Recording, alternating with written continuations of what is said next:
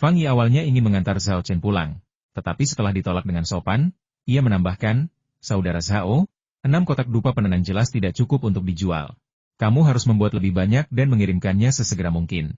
Zhao Chen mengangguk setuju. "Baiklah, saya akan membuat dupa penenang dan mengirimkannya sesegera mungkin." "Oh, ya, ada satu hal lagi yang hampir lupa kukatakan padamu." Fang Yi tiba-tiba menepuk dahinya dan berkata, "Pagi ini, Pak Tua meneleponku dan bertanya apakah aku tahu alamat dan nomor teleponmu. Menurutmu, sebaiknya kita beritahu dia?" "Wang Tua yang mana?" tanya Zhao Chen, tanpa sangat bingung. "Kau lupa? Dia Pak Tua Wang Jiasen, yang kau temui saat merawat Ling Er," jawab Fang Yi. Teringat olehnya, Zhao Chen teringat dan mengerutkan kening bingung, berkata, "Aneh, kenapa dia ingin bertemu denganku? Dia bahkan tidak mengenalnya." Fang Yi menggelengkan kepala dan berkata, "Aku sudah bertanya, tapi dia tidak menjawab. Tapi, dilihat dari nadanya, dia tampak tidak senang." "Tidak senang? Apa karena aku menolak bertukar buku kedokteran dengannya?" gumam Zhao Chen dalam hati. Kesannya terhadap Wang Jiasen sedikit menurun. Pria ini sudah cukup tua, dan seorang dokter ternama, kenapa dia tidak punya sopan santun dan begitu gigih? Zhao Chen tentu saja tidak ingin diganggu oleh Wang Jiasen. Jadi dia memberi instruksi, jika dia bertanya lagi tentang situasinya, katakan saja kamu tidak tahu. "Oke." Fang Yi langsung setuju. Zhao Chen sekarang adalah dermawannya. Jadi wajar saja jika ia harus mendengarkan Zhao Chen. Setelah mengucapkan selamat tinggal, Zhao Chen berbalik dan melangkah keluar dari pasar obat herbal Cina. Melihat kepergiannya, Fang Yi mendesah, "Saudara Zhao itu sungguh luar biasa. Dia tetap tenang menghadapi transaksi bernilai jutaan dolar sebulan. Dulu, waktu seusianya, aku pasti senang sekali bisa mendapatkan beberapa ratus dolar. Manusia memang tak tertandingi." Fang Yi tidak tahu bahwa ketenangan Zhao Chen hanyalah akting. Setelah meninggalkan pasar obat herbal Tiongkok, Zhao Chen akhirnya tidak dapat menahan diri lagi. Tubuhnya gemetar karena kegembiraan. "Jutaan sebulan? Apa aku bermimpi?" Zhao Chen mencubit dirinya sendiri dengan keras, dan rasanya sakit. Sepertinya dia tidak sedang bermimpi. Sebelumnya, meskipun ia mengira dupa yang menenangkan akan mendatangkan keuntungan, ia tidak pernah membayangkan bahwa hal itu bisa mendatangkan keuntungan dengan cara seperti ini. Jutaan. Dia belum pernah melihat uang sebanyak itu sebelumnya. Tenang, aku harus tenang. Beberapa juta sebulan itu penghasilan yang ideal. Apakah aku bisa menjual beberapa ratus kotak dupa penenang sebulan masih jadi pertanyaan. Aku tidak boleh terlalu cepat bahagia. Zhao Chen berusaha meyakinkan dirinya untuk tenang. Ia masih sedikit khawatir dengan harga dupa penenang yang tinggi, yaitu 10.000 yuan, karena khawatir penjualannya akan buruk. Biar saudara Fang yang urus penjualannya. Seperti kata pepatah, kalau percaya, jangan ragukan, kalau tidak percaya, jangan pakai. Kalau penjualannya benar-benar buruk, kita bisa turunkan harganya nanti. Setelah mengambil keputusan, Zhao Chen menarik napas dalam-dalam 2 kali, berusaha menahan kegembiraannya. Sementara itu, di Baicaotang, Fang Yi dengan hati-hati menyimpan 3 batang dupa penenang yang diberikan Zhao Chen kepadanya. Setelah merasakan efeknya, ia kini menyimpan dupa penenang itu. Ia berencana menyimpan 3 batang dupa yang tersisa agar bisa dinyalakan saat ia mengalami depresi, karena ia yakin dupa itu akan langsung meredakan rasa sakitnya. Segera setelah itu, Fang Yi mengeluarkan ponselnya, mencari beberapa nomor telepon, dan menghubungi mereka satu persatu, sambil mengatakan hal yang sama kepada mereka masing-masing. "Kak, aku punya beberapa barang bagus di sini. Kalau kamu tertarik, datanglah dan lihat. Jangan salahkan aku karena tidak memberitahumu, barang ini terbatas jumlahnya. Kalau kamu datang terlambat dan semuanya habis, jangan salahkan aku karena tidak memikirkanmu saat aku punya barang bagus."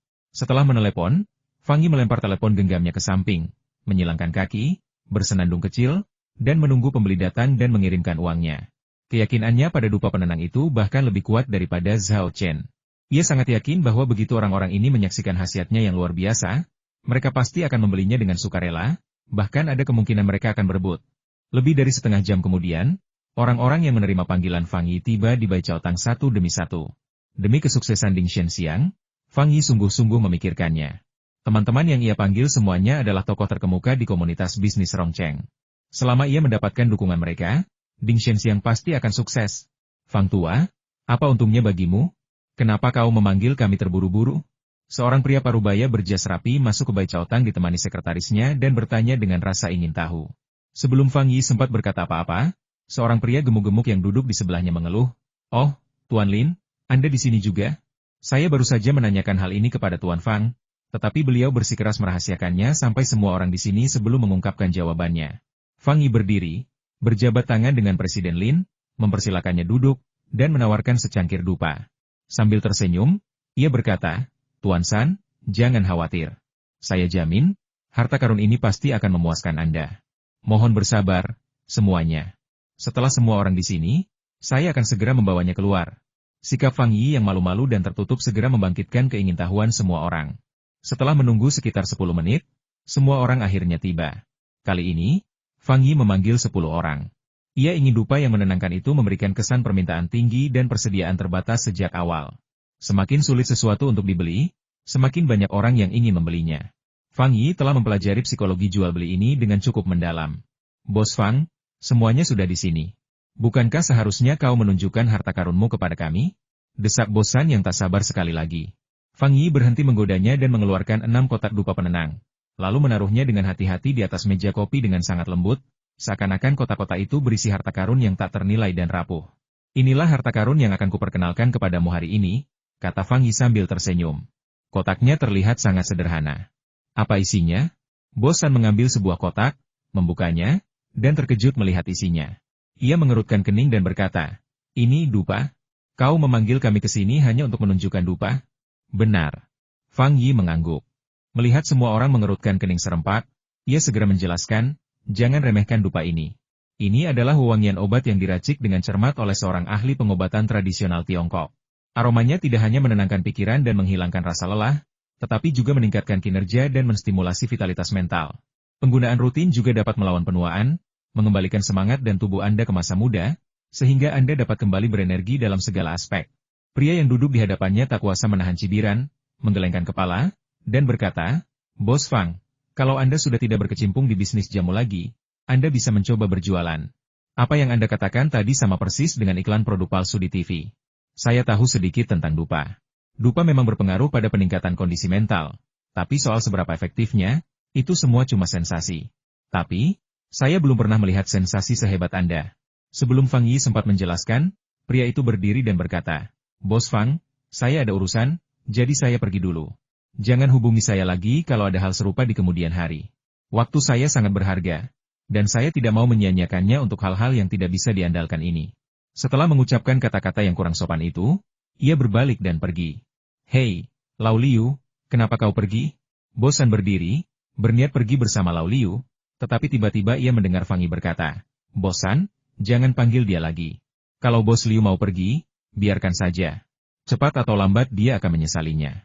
Tuan San sedikit mengernyit, merasa nada tenang Fang Yi saat mengucapkan kata-kata itu sepertinya tidak dibuat-buat. Hal ini membuatnya penasaran. Mungkinkah dupa itu benar-benar memiliki efek yang dikatakan Fang Yi? Maka ia pun mengurungkan niatnya untuk segera pergi, duduk kembali, dan berpikir dalam hati, "Karena aku sudah di sini, lebih baik aku tinggal sedikit lebih lama." 9 orang lainnya menyampaikan pemikiran serupa.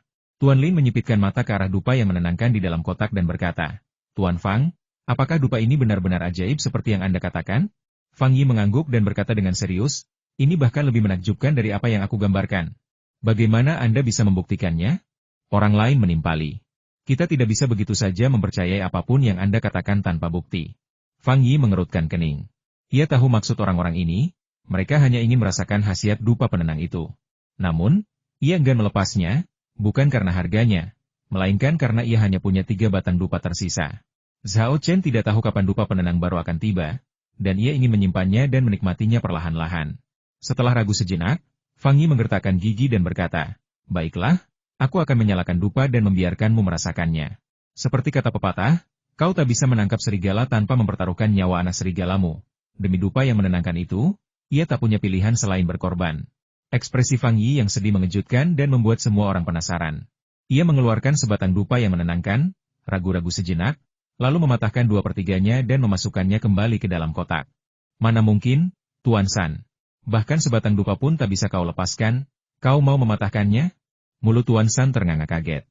Ia tak percaya Fang Yi begitu pelit. "Begitu kalian merasakan daya tarik dupa yang menenangkan, kalian semua akan menjadi pelit sepertiku," kata Fang Yi dengan kesal. Penonton tertawa terbahak-bahak, jelas-jelas tidak setuju dengan pernyataannya. "Itu cuma sebatang dupa. Apa yang perlu dikhawatirkan? Apa kau pikir kami begitu naif?" Fang Yi tidak berkata apa-apa lagi, menyalakan sepotong kecil dupa yang menenangkan, dan menusukkannya ke pembakar dupa. Asap mengepul perlahan, memenuhi ruang VIP dengan aroma menyegarkan. Mereka yang sebelumnya tertawa dan bercanda, ekspresi mereka langsung berubah saat mencium aromanya. Wah, harum sekali. Apa ini dari dupa ini? Aroma ini sangat menyegarkan dan membuat Anda merasa benar-benar rileks.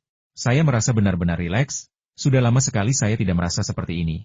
Pikiranku tiba-tiba terasa jauh lebih tajam, dan segala macam ide kreatif bermunculan di kepalaku.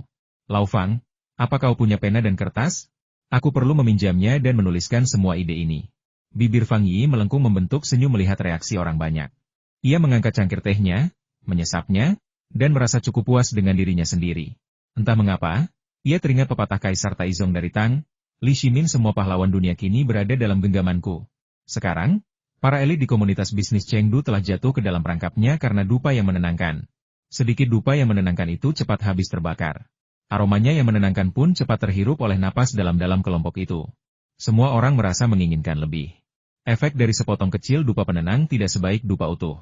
Tak lama kemudian, efek obatnya menghilang, dan semua orang kembali normal dari keadaan damai, nyaman, dan energik mereka. Hal ini menyebabkan rasa kehilangan muncul di hati mereka.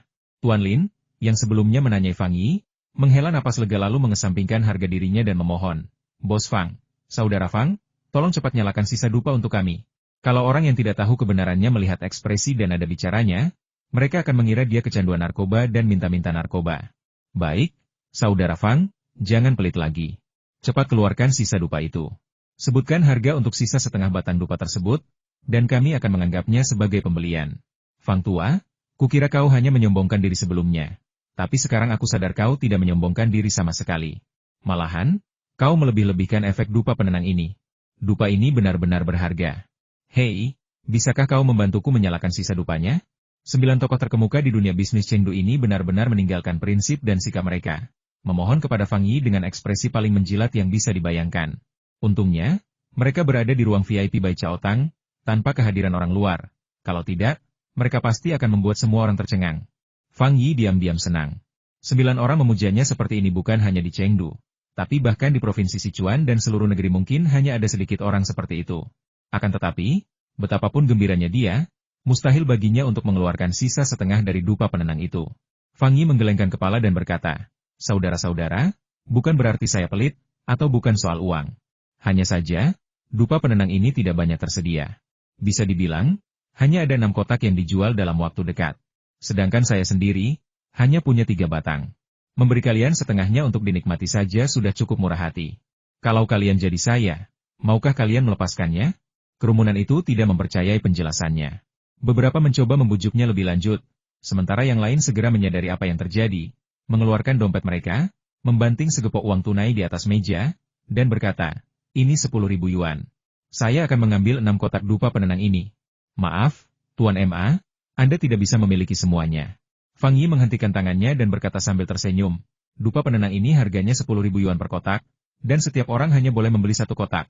Apa? 10.000 yuan sekotak? Tuan Ma terkejut. Awalnya ia mengira sekotak dupa penenang hanya seharga 1.000 atau 800 yuan, dan ia bisa membeli 6 kotak seharga 10.000 yuan, sehingga menguntungkan penjual. Ia tidak pernah menyangka harga dupa penenang itu akan jauh melebihi ekspektasinya. Harganya agak keterlaluan, ya? Cuma ada 10 batang dupa di kota ini, kan? Kata Pak Ma sambil mengerutkan kening. Fang Yi tersenyum dan berkata, dupa yang menenangkan itu sepadan dengan harganya. Tuan Fang benar, dupa penenang ini memang sepadan dengan harganya. Ini 10.000 yuan, saya mau 1 kotak. Presiden Lin bereaksi sangat cepat. Sambil menyetujui Fang Yi, ia segera meminta sekretarisnya mengeluarkan 10.000 yuan, lalu mengambil sekotak dupa penenang dan menggenggamnya erat-erat, seolah takut direbut. Tuan San bereaksi cepat, langsung mengeluarkan uangnya dan mengambil kotak dupa penenang kedua. Sambil berpikir, ia bertanya dengan santai, Tuan Fang, kami bersembilan, dan Anda hanya punya 6 kotak dupa. Bukankah itu cukup untuk semua orang? Fang Yi dalam hati mengacungkan jempol kepada Bos San. Apa artinya mendapat bantuan ilahi? Ini dia. Setelah terbatuk, Fang Yi merentangkan tangannya, berpura-pura menyesal, dan berkata, tidak ada yang bisa kulakukan. Aku hanya punya 6 kotak dupa penenang di sini untuk saat ini, jadi siapa cepat dia dapat. Tapi yang tidak dapat jangan khawatir, aku pasti akan memprioritaskan mereka saat dupa penenang berikutnya tiba. Setelah keheningan singkat, ruang VIP meledak dalam kegembiraan saat ketujuh orang itu bergegas menuju meja kopi, mencoba merebut dupa penenang yang diletakkan di atasnya.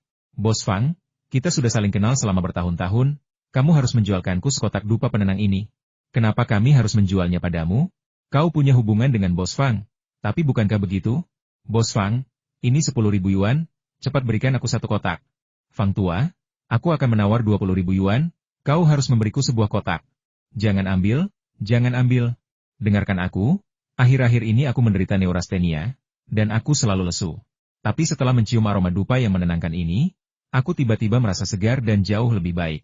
Tolong, berbaik hatilah padaku dengan meninggalkan sekotak dupa yang menenangkan ini. Aku pasti akan mengingat kebaikanmu. Kamu pikir cuma kamu yang kena neurastenia? Aku juga kena, dan jauh lebih parah daripada kamu. Astaga, apa kalian sedang berlomba untuk melihat siapa yang lebih menderita? Yah, kalian tidak bisa mengalahkanku. Aku tidak hanya menderita neurastenia, tapi juga kecemasan. Pokoknya, aku bertekad untuk mendapatkan dupa penenang ini. Ketujuh orang itu berebut dengan sengit untuk mendapatkan 4 kotak dupa penenang yang tersisa, hampir berkelahi. Akhirnya, Fang Yi membujuk mereka dan berjanji akan segera membawa stok baru, yang berhasil menenangkan 3 orang yang tidak berhasil mendapatkan dupa penenang. Mereka yang menerima dupa penenang sangat gembira. Wajah mereka berseri-seri. Namun, mereka yang tidak mendapatkannya dipenuhi rasa iri dan dendam, terus-menerus mendesak Fang Yi untuk mengisi ulang persediaan, berulang kali mengingatkannya, Bos Fang, kita sepakat. Begitu dupa penenang tiba, Anda harus segera memberitahu saya. Jangan khawatir, aku akan meneleponmu segera setelah barangnya tiba, kata Fang Yi sambil menepuk dadanya keras-keras. Dia sudah mengatakan hal serupa setidaknya 10 kali dalam beberapa menit terakhir. Setelah akhirnya mengantar ke-9 orang itu pergi, Fang Yi duduk dan menghela napas panjang. Ia mengambil cangkir tehnya, menyesapnya, lalu tak kuasa menahan tawa. Ia telah berbisnis selama bertahun-tahun, tetapi belum pernah menghadapi situasi seperti ini sebelumnya, di mana pembeli melambaikan uang, menangis, berteriak, dan bahkan mengancam akan membeli barang dagangannya. Hal ini justru memperkuat keyakinannya pada dupa yang menenangkan itu. Ternyata, penilaian Fang Yi benar. Sehari setelah 6 kotak dupa penenang terjual, banyak orang mulai menanyakannya, dan lebih banyak lagi yang menelepon Fang Yi untuk menanyakan kapan stok akan tersedia. Dalam dunia bisnis yang sangat kompetitif, banyak elit tampak glamor di permukaan, tetapi di balik layar, mereka menanggung banyak penderitaan. Khususnya, neurastenia, insomnia, dan kecemasan yang disebabkan oleh tekanan berlebih sangat umum terjadi. Dan dupa yang menenangkan sangat efektif untuk penyakit-penyakit ini. Lebih dari itu, dupa juga dapat meningkatkan efisiensi kerja dan meningkatkan fungsi tubuh. Bagaimana mungkin sesuatu yang sebagus ini tidak populer? Bagaimana mungkin tidak menjadi hit? Fang Yi telah tertawa dalam tidurnya beberapa hari terakhir ini. Zhao Chen tidak menyadari apa yang terjadi setelah dia pergi. Setelah meninggalkan pasar jamu Cina, ia naik kereta bawah tanah kembali ke sekolah. Kegembiraannya sudah mereda. Untuk mengisi waktu di kereta bawah tanah, ia membuka lembar informasinya dan mulai mempelajari pengetahuan medis yang ditinggalkan Wu Peng. Saat ini, selain teori hakikat dan Qi serta Yin dan Yang, ia juga telah menguasai teori 5 unsur dan Qi, darah dan dada, dan kini tengah mempelajari teori organ dalam. Pengetahuan medis yang tercatat di lembar informasi ratusan atau bahkan ribuan kali lebih maju daripada yang ada di buku teks, namun tetap tidak kabur. Bahasanya sederhana dan mudah dipahami. Penjelasannya mendalam namun mudah dipahami, dan banyak contoh diberikan, sehingga sangat mudah dipahami dan dipelajari tanpa terasa membosankan. Inilah mengapa Zhao Chen mampu menguasai beberapa teori dasar hanya dalam beberapa hari. Zhao Chen begitu asyik menonton sehingga kereta bawah tanah yang penuh sesak tidak memberikan pengaruh apapun padanya. Beberapa pemberhentian kemudian, keributan terjadi dari kereta di sebelah kami. Apakah ada dokter? Apakah ada dokter di kereta bawah tanah? Seseorang jatuh sakit dan pingsan di tanah. Tolong! Tolong tolong! Orang-orang melihat ke arah suara itu, bahkan ada yang menerobos kerumunan untuk melihat apa yang terjadi. Zhao Chen juga tertarik oleh teriakan itu dan segera berjalan menuju kereta berikutnya. Ketika tiba di gerbong berikutnya, ia melihat sekelompok orang mengelilingi seorang perempuan parubaya yang tergeletak di tanah. Mulutnya berbusa, tak bergerak, dan nyawanya tak diketahui. Apa yang terjadi? Beberapa orang yang datang dari gerbong lain bertanya dengan rasa ingin tahu. Para saksi mata langsung menceritakan kejadian tersebut. Bibi itu tadinya berdiri dengan baik-baik saja, tetapi tiba-tiba ia jatuh ke tanah, mulutnya berbusa. Awalnya, kami pikir ia mencoba menipu kami, tetapi setelah diperiksa lebih dekat, ia tampaknya tidak berpura-pura. Sayangnya, tidak ada seorang pun di sini yang tahu apapun tentang pengobatan dan tidak tahu bagaimana cara menolongnya. Kami hanya bisa menyaksikan tanpa daya. Setelah mendengar cerita orang dalam dan melihat kondisi wanita parubaya itu, Zhao Chen langsung berteriak, "Jangan berkerumun! Menyebar! Menyebar cepat! Kita harus menjaga sirkulasi udara!" Semua orang cemas dan bingung ketika mendengar teriakan Zhao Chen. Mereka semua merasa itu masuk akal dan segera bubar sesuai instruksi. Anak muda, apakah Anda seorang dokter? Cepat periksa dan lihat apa yang terjadi pada orang ini. Seorang pria tua mengamati Zhao Chen dari atas ke bawah dan berkata dengan cemas. Orang-orang di sekitar mereka pun menyetujuinya. Ya, sobat, kalau kamu dokter, sebaiknya kamu cepat-cepat menyelamatkan wanita ini. Sepertinya dia akan segera meninggal. Saya sudah menelepon 120 dan meminta mereka menjemputnya di halte berikutnya. Tapi saya tidak tahu apakah wanita ini bisa bertahan sampai saat itu. Bung, kamu harus lihat dia. Kalau dia butuh bantuan, beritahu kami saja. Semua orang di kereta bawah tanah prihatin dengan kondisi wanita parubaya yang tak dikenal ini. Kecerdasan kemanusiaan terpancar terang saat itu. Karena tidak ada dokter yang tersedia dan kondisi wanita parubaya itu cukup kritis, Zhao Chen tidak punya pilihan selain menerima kenyataan dan melanjutkan. Ia berlutut di samping perempuan parubaya itu, menyentuh hidung dan lehernya dengan tangannya. Ekspresinya yang sudah muram semakin muram. Perempuan itu telah berhenti bernapas dan kondisinya sangat kritis. Kompresi dada segera diperlukan. Kompresi dada adalah mata kuliah yang diajarkan pada tahun ketiga bedah. Untungnya, ketika Zhao Chen bekerja sebagai asisten di gedung anatomi, ia berkesempatan mengamati mahasiswa tahun ketiga berlatih kompresi dada pada manekin dan mendengarkan penjelasan poin-poin penting dari dosen. Ia menenangkan diri dan segera mengingat prosedur kompresi dada. Kemudian, ia memeriksa mulut wanita parubaya itu untuk memastikan tidak ada sumbatan. Ia kemudian menumpukan kedua tangannya di sepertiga bagian bawah tulang dada wanita itu, mencondongkan tubuh ke depan, meluruskan siku, dan menekan kuat-kuat. Suatu waktu, 2 kali, 3 kali, Zhao Chen terus melakukan kompresi dada. Para penonton menahan napas, dan beberapa bahkan menangkupkan tangan, diam-diam berdoa untuk wanita parubaya itu. Waktu berlalu dengan lambat, dan kondisi wanita parubaya itu tak kunjung membaik. Keringat halus membasahi dahi Zhao Chen, tetapi ia tak menyerah dan terus melakukan perawatan darurat. Akhirnya, setelah 50 atau 60 kompresi dada, detak jantung dan pernapasan wanita parubaya itu kembali, dan dia membuka matanya lagi. Adegan ini mengundang sorak-sorai dari para penumpang. Dia membuka matanya. Dia membuka matanya. Mereka benar-benar menyelamatkannya. Wah, pemuda itu melakukan pekerjaan yang hebat. Luar biasa. Dia benar-benar menghidupkannya kembali meskipun dia tidak punya detak jantung atau napas.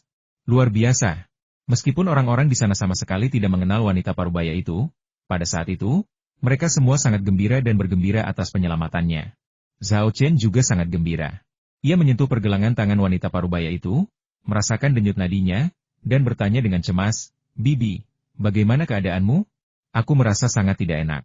Wanita parubaya itu, yang baru saja lolos dari maut, tampak sangat lemah dan berkata dengan lesu, "Bertahanlah sedikit lagi. Seseorang sudah menelepon 120.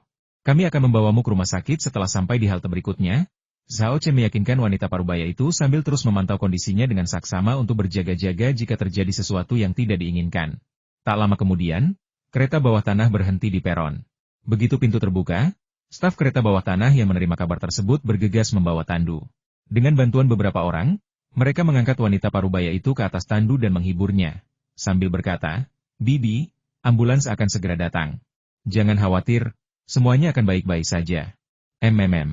Wanita parubaya itu menjawab dengan lemah, menggenggam tangan Zhao Chen, dan berkata dengan tulus dan penuh rasa terima kasih, "Anak muda, terima kasih. Jika bukan karenamu, aku pasti sudah mati hari ini. Silakan tinggalkan informasi kontakmu. Setelah aku pulih, aku pasti akan datang ke rumahmu untuk berterima kasih karena telah menyelamatkan hidupku." Zhao Chen melambaikan tangannya, menolak dengan sopan, "Bibi, memang itu yang harus saya lakukan. Saya sangat menghargai rasa terima kasih Anda, tapi tolong cepat pergi ke rumah sakit." Petugas kereta bawah tanah menyampaikan rasa terima kasih mereka kepada Zhao Chen, lalu menggendong wanita parubaya itu keluar dari kereta bawah tanah dan bergegas menuju pintu keluar yang telah mereka atur untuk menyambut ambulans. Melihat wanita parubaya itu diusir, Zhao Chen menghela napas lega, lalu merasakan gelombang kelelahan melandanya. Seketika ada yang berdiri dan menawarinya tempat duduk. "Sobat, duduklah di sini." Seseorang memberinya sebotol air. "Minumlah air. Jangan khawatir, aku membeli air ini saat naik bus, dan aku belum meminumnya." Seseorang lain memberinya tisu. "Cepat bersihkan keringatmu. Lihat dirimu, kau basah kuyup. Kau pasti kelelahan. Kau benar-benar bekerja keras." Banyak pula yang tersenyum dan mengacungkan jempol. Di hati mereka, Zhao Chen adalah seorang pahlawan super. Dan saat itu, Zhao Chen merasakan kehangatan di hatinya. Tiba-tiba, Zhao Chen merasakan gelombang energi memasuki tubuhnya. Itulah kekuatan sumpah. Dan jumlahnya lebih dari 20. Apa yang terjadi? Zhao Chen terkejut. Sebelumnya, ketika ia merawat Lin Sui dan Fang Ling, ia hanya menerima 1 atau 2 helai kekuatan harapan. Kali ini, ia tiba-tiba menerima lebih dari 20 helai kekuatan harapan sungguh luar biasa. Dari mana datangnya semua kekuatan harapan ini? Mungkinkah? Zhao Chen melirik para penumpang di gerbong dan menebak. Mereka memberikannya kepadaku? Orang-orang ini sama sekali tidak mengenal wanita parubaya yang jatuh sakit itu. Jadi mengapa mereka memberikanku kekuatan keinginan mereka untuknya? Hal ini sungguh aneh. Dan Zhao Chen mengerutkan kening dan merenung. Dia segera mengetahui alasannya. Sebenarnya, masalahnya tidak rumit. Para penumpang di gerbong itu tidak ada hubungannya dengan wanita parubaya itu, tetapi mereka menunjukkan perhatian yang luar biasa kepadanya ketika ia jatuh sakit. Perhatian ini, setelah Zhao Chen menyadarkannya, berubah menjadi rasa terima kasih yang mendalam, yang akhirnya menjadi sebuah ikrar yang kuat. Hal serupa paling sering terjadi saat terjadi bencana besar. Banyak orang tidak terdampak bencana, tetapi setelah melihat situasi di daerah bencana, mereka merasa sangat berempati dan berterima kasih kepada mereka yang berpartisipasi dalam upaya penyelamatan. Zhao Chen menghadapi situasi seperti itu hari ini. Setelah mengetahui alasannya, Zhao Chen berseru, manusia memang pada dasarnya baik, dan diam-diam bertekad untuk melakukan lebih banyak perbuatan baik dan menyelamatkan lebih banyak orang di masa depan agar mendapatkan lebih banyak pahala. Ini sungguh barang yang berharga. Segera setelah itu, Zhao Chen kembali bersemangat 3 permintaan sebelumnya memberiku metode untuk mendapatkan jimat sihir. Apa yang akan kuberikan dari 20 permintaan ini hari ini? Dia tidak sabar untuk memanggil benih warisan, dan terkejut mendapati tunas yang muncul darinya lebih besar dari sebelumnya. Apakah benih warisan bertumbuh? Penemuan ini membuat Zhao Chen semakin bersemangat. Jika benih-benih warisan sudah tumbuh semua, maka sesuatu yang baru pasti akan muncul pada lembar informasi, dan itu pasti akan lebih baik daripada jimat sihir. Saat membuka lembar informasi, cahaya hijau lembut muncul di hadapan Zhao Chen, berubah menjadi karakter. Lembar informasi masih menampilkan 4 bagian kedokteran, seni bela diri, ilmu lain-lain, dan jimat, tanpa konten baru yang muncul. Namun, di bawah bagian kedokteran, Zhao Chen melihat cabang baru teknik medis, teknologi medis, ilmu kedokteran. Zhao Chen mengkliknya dengan penuh harap dan menemukan teknik diagnostik yang disebut teknik observasi Qi. Selain metode pembelajaran yang terperinci, terdapat juga catatan kaki yang ditinggalkan oleh Wu Peng. Seni mengamati Qi diciptakan oleh saya ketika saya pertama kali memahami cara pengobatan perdukunan. Ini adalah teknik diagnosis melalui observasi. Segala sesuatu di dunia memiliki Qi, yang terbagi menjadi Yin dan Yang dan 5 elemen. Harmoni membawa kehidupan, ketidakteraturan membawa penyakit, dan kekurangan membawa kematian. Seni mengamati Qi memungkinkan seseorang untuk melihat perubahan Qi dengan mata telanjang, mengetahui lokasi dan penyebab penyakit, dan tidak tertipu oleh hal-hal eksternal. Selama periode musim semi dan gugur, saya pernah menggunakan nama samaran Chang Sang Jun untuk bepergian di antara orang-orang. Saya bertemu dengan seorang pria berbakat bernama Qin Huan, dan, karena merasa kasihan pada bakatnya, saya mewariskan seni mengamati Qi kepadanya. Setelah membaca catatan kaki, Zhao Chen memahami teknik medis seperti apa observasi Qi itu, dan tak kuasa menahan rasa takjub mengetahui lesi dan penyebab penyakit sekilas.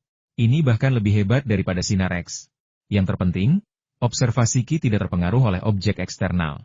Artinya, ini dapat meminimalkan kemungkinan kesalahan diagnosis. Sungguh menakjubkan, ini benar-benar keterampilan yang luar biasa. Saking gembiranya, ia jadi penasaran dengan 2 nama yang disebutkan di catatan kaki Chang Sang Jun, Qin Huan. Kenapa mereka terlihat begitu familiar? Setelah berpikir sejenak, ia langsung teringat Qin Huan, Qin Yueren. Astaga! Sebagai mahasiswa kedokteran, bagaimana mungkin saya tidak mengenal Qin Yueren? Tentu saja, orang awam mungkin belum pernah mendengar nama ini, tetapi mereka pasti pernah mendengar nama lain Bian Kue. Benar saja, dia adalah dokter legendaris Bian Kue yang muncul dalam buku teks Cina. Qin Huan adalah nama pemberiannya, Yuren adalah nama kehormatannya, dan Bian Kue adalah gelar yang diberikan kepadanya oleh orang-orang karena keterampilan medisnya yang luar biasa. Karena Qin Huan dalam catatan kaki adalah Bian Kue, Zhao Chen juga ingat siapa Chang Sang Jun.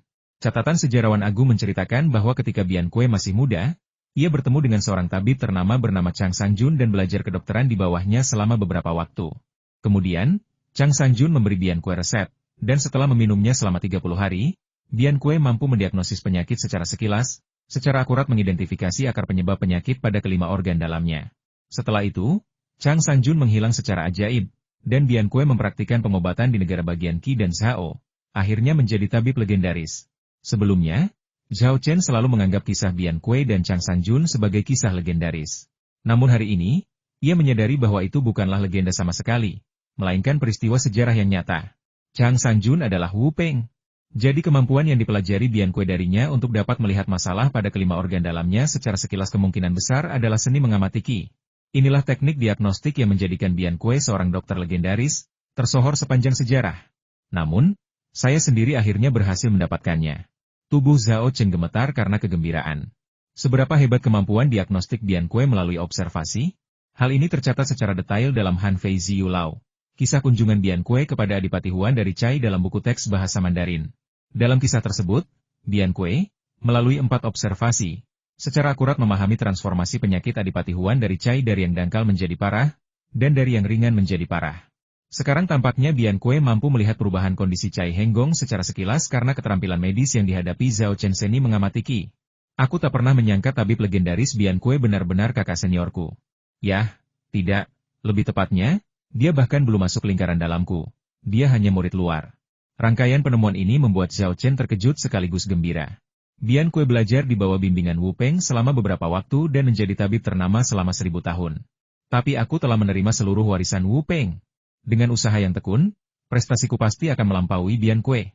Menekan kegembiraannya, Zhao Chen mulai membaca dengan saksama isi teknik observasi Qi. Setelah membaca pendahuluan, Zhao Chenfang menyadari bahwa alasan mengapa keterampilan medis ajaib ini tidak diwariskan oleh Bian Kue bukanlah karena ia tidak menginginkannya, tetapi karena keterampilan medis ini membutuhkan Qi atau tekad untuk mempelajarinya dan menggunakannya. Zhao Chen belum memiliki Qi.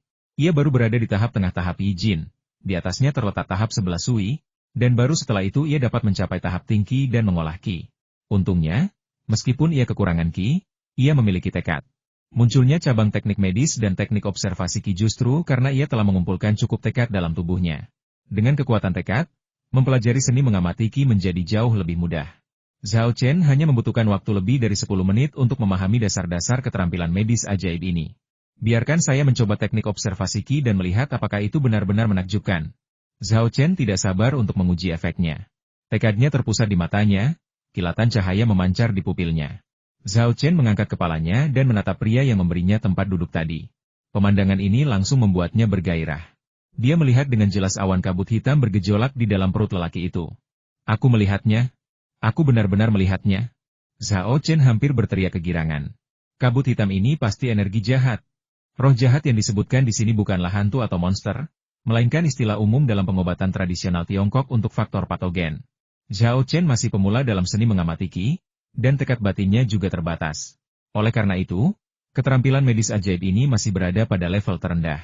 Ia tidak dapat melihat perubahan Qi Yin dan Yang, juga tidak dapat melihat pergantian 5 elemen. Ia bahkan tidak dapat melihat lokasi penyakit secara akurat.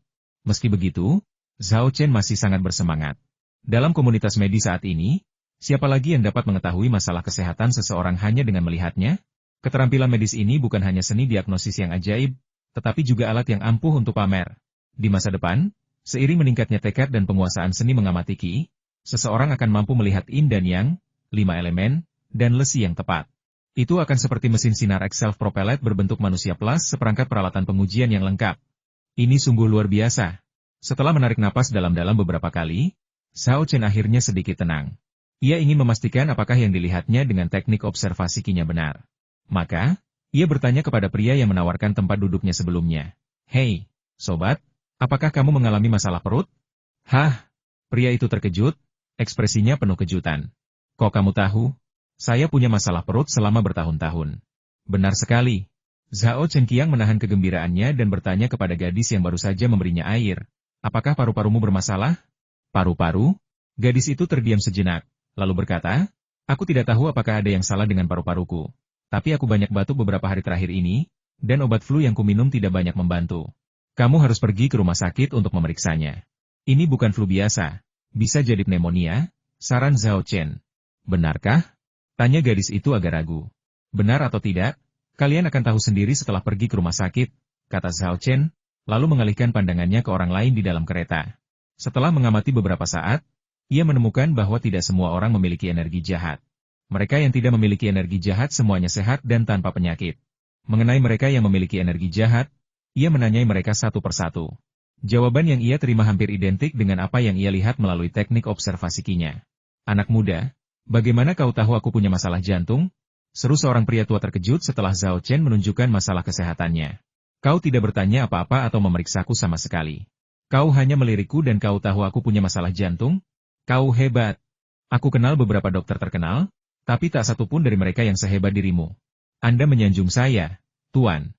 Saya hanya punya sedikit trik dalam hal diagnosis melalui observasi, kata Zhao Chen dengan rendah hati.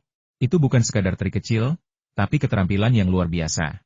Seorang pekerja kantoran mendekat, awalnya memuji Zhao Chen beberapa kali, lalu berkata, lihat aku juga, dan lihat di mana letak kesalahanku. Zhao Chen menatap pria itu dan berkata, Anda punya masalah dengan ginjal Anda. Ginjal? Wajah pegawai kantor itu langsung muram, dan dia berkata dengan marah, omong kosong, ginjal saya baik-baik saja. Mendengar ini, Zhao Chen menyadari bahwa pihak lain telah salah paham. Memang, jika seorang pria diberitahu di depan umum bahwa ia memiliki masalah ginjal, tidak seorang pun akan menerimanya, dan tidak seorang pun akan senang mendengarnya. Zhao Chen segera menjelaskan, kamu salah paham. Ginjal yang kumaksud adalah organ ginjal, bukan kemampuan seperti yang kamu bayangkan. Pekerja kantoran itu merasa malu, tetapi tetap berkata, ginjal saya baik-baik saja. Saya tidak pernah merasa tidak nyaman. Sebelum Zhao Chen sempat berbicara, orang-orang di sebelahnya mulai menasihatinya sebaiknya kamu pergi ke rumah sakit untuk pemeriksaan. Hanya karena kamu merasa sehat, bukan berarti tidak ada masalah. Mungkin itu penyakit tersembunyi yang belum muncul. Semakin cepat kamu mengetahuinya, semakin cepat kamu bisa memulai pengobatan.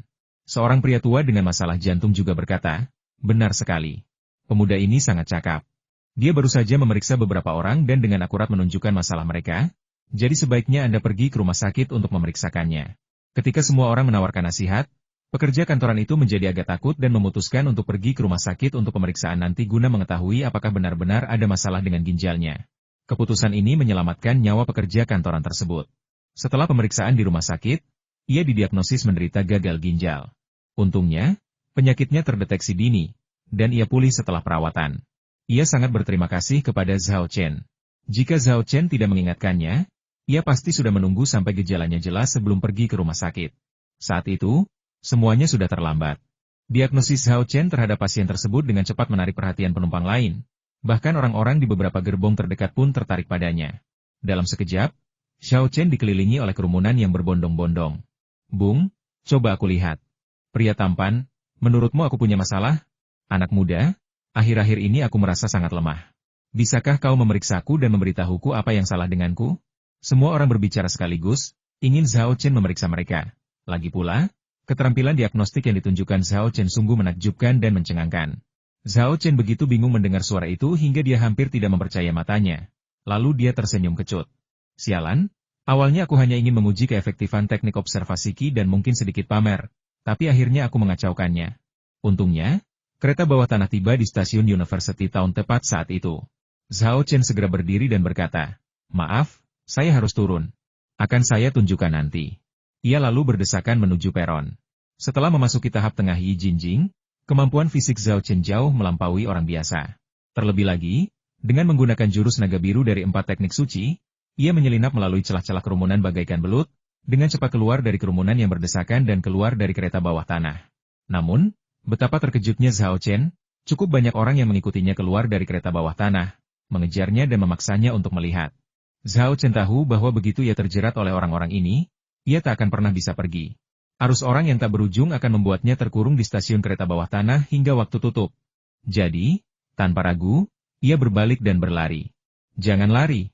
Tunggu kami. Orang-orang bergegas mengejar mereka.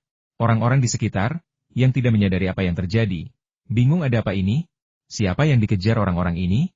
Apa ada selebritas besar di sini? Banyak orang kemudian, entah kenapa, mulai mengejar mereka. Mereka tidak dapat berlari secepat Zhao Chen. Mereka juga tidak begitu mengenal jalan-jalan di sekitar sini, jadi mereka cepat tertinggal. Zhao Chen berlari kembali ke sekolah dengan cepat, baru berhenti ketika memasuki gedung asrama. Terengah-engah, ia menepuk dadanya dan berkata, sial, itu membuatku takut setengah mati. Sepertinya aku harus lebih rendah hati lagi nanti. Ketika Zhao Chen kembali ke asrama, Liu Zuo dan Wang Rongfeng sedang bercermin. Tak hanya gaya rambut mereka yang baru dan tampan, pakaian mereka juga tertata rapi. Melihat mereka bertiga, Zhao Chen tak kuasa menahan tawa. Bos, kenapa kau malah mengeluarkan jasmu dan memakainya? Apa kau memperlakukan pertemuan sosial malam ini seperti kencan buta? Kakak kedua, gel rambutmu sangat berkilau, apa kau mencoba membutakan para gadis? Dan kakak keempat, bukankah kau selalu mengaku sebagai Casanova? Apa yang membuatmu gugup? Kau gemetar saat memegang ponselmu. Liu Ju terkekeh, sama sekali tidak terpengaruh oleh godaan Zhao Chen, dan berkata, "Kakak ketiga, kau benar. Aku benar-benar menganggap pertemuan sosial malam ini seperti kencan buta. Aku sudah menyerah pada Lin Sui, dan aku tidak mungkin bisa, tapi gadis-gadis di asramanya semuanya cantik. Jika aku bisa berkencan dengan salah satu dari mereka, kehidupan kuliahku pasti akan lengkap." Wang Rongfeng berkata, "Malam ini pertama kalinya aku bertemu dengan gadis-gadis dari asrama Lin Sui. Jadi tentu saja kami harus membuat kesan yang baik dengan menunjukkan sisi terbaik kami. Akan luar biasa jika mereka bisa jatuh cinta padaku pada pandangan pertama." Zhao Chen dan Liu Ju bertukar pandang dan berkata serempak, "Jatuh cinta padamu pada pandangan pertama? Kakak kedua, apa kau sedang bermimpi?" Wu Yan menghela napas, meletakkan teleponnya, dan menatap Zhao Chen dengan tatapan kesal. Zhao Chen ketakutan melihat ekspresi dan tatapan itu, merasakan hawa dingin menjalar di tulang punggungnya. Ia segera berkata, "Kakak keempat, ada apa dengan ekspresimu itu? Biar ku jelaskan, aku heteroseksual, sangat heteroseksual, dan aku tidak gay." Wajah Wu Yan langsung memucat, ia menggertakkan gigi dan berkata, "Aku juga tidak gay."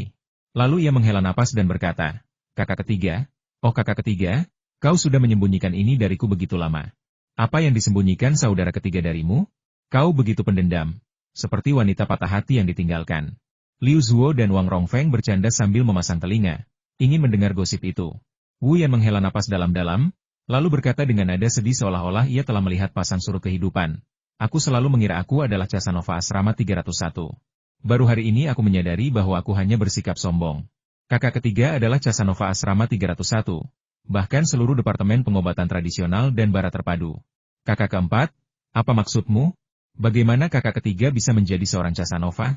Tanya Liu Ju bingung. Wang Rongfeng juga benar-benar bingung, mungkinkah karena Lausan menjalin hubungan dengan Lin Sui? Tapi meskipun pacar-pacarmu sebelumnya tidak sebaik Lin Sui, jumlah mereka jauh lebih banyak daripada Lausan. Wu Yan menghela napas lagi, mengambil ponselnya, membukanya, lalu menyerahkannya kepada Liu Ju dan Wang Rongfeng. "Bos, kakak kedua, kalian bisa lihat sendiri." Zhao Chen pun penasaran mengintipkan kepalanya. Ketiga orang bereaksi berbeda setelah melihat apa yang ada di layar ponsel mereka. Zhao Chen mundur 2 langkah karena terkejut, menutupi bokongnya dengan tangan. Liu Ju tampak terkejut, sementara Wang Rongfeng berseru, "Astaga, ada apa ini? Sekarang kau tahu, kan?" Wu Yan mendesah pelan. "Kakak keempat, kapan kamu mulai punya hobi ini?" Setelah terkejut, Liu Ju bertanya dengan raut wajah yang penuh gosip. Wang Rongfeng berkata, "Ya, kakak keempat, kamu benar-benar pandai menyembunyikannya. Aku tidak pernah menyadari kamu gay. Aku sudah menganggapmu seperti saudara, tapi kau malah mau tidur denganku." Teriak Zhao Chen sambil memegangi pantatnya. "Gay, gay." Kali ini giliran Wu Yan yang tercengang. Setelah beberapa detik, ia akhirnya tersadar dan meraup marah. "Omong kosong apa yang kau bicarakan? Orientasi seksualku normal, aku bukan gay. Kalau kamu bukan gay, kenapa kamu pakai foto Lausan sebagai wallpaper ponselmu? Padahal itu foto telanjang." Liu Ju mengangkat tinggi ponsel Wu Yan, di layarnya ada foto Zhao Chen tanpa baju.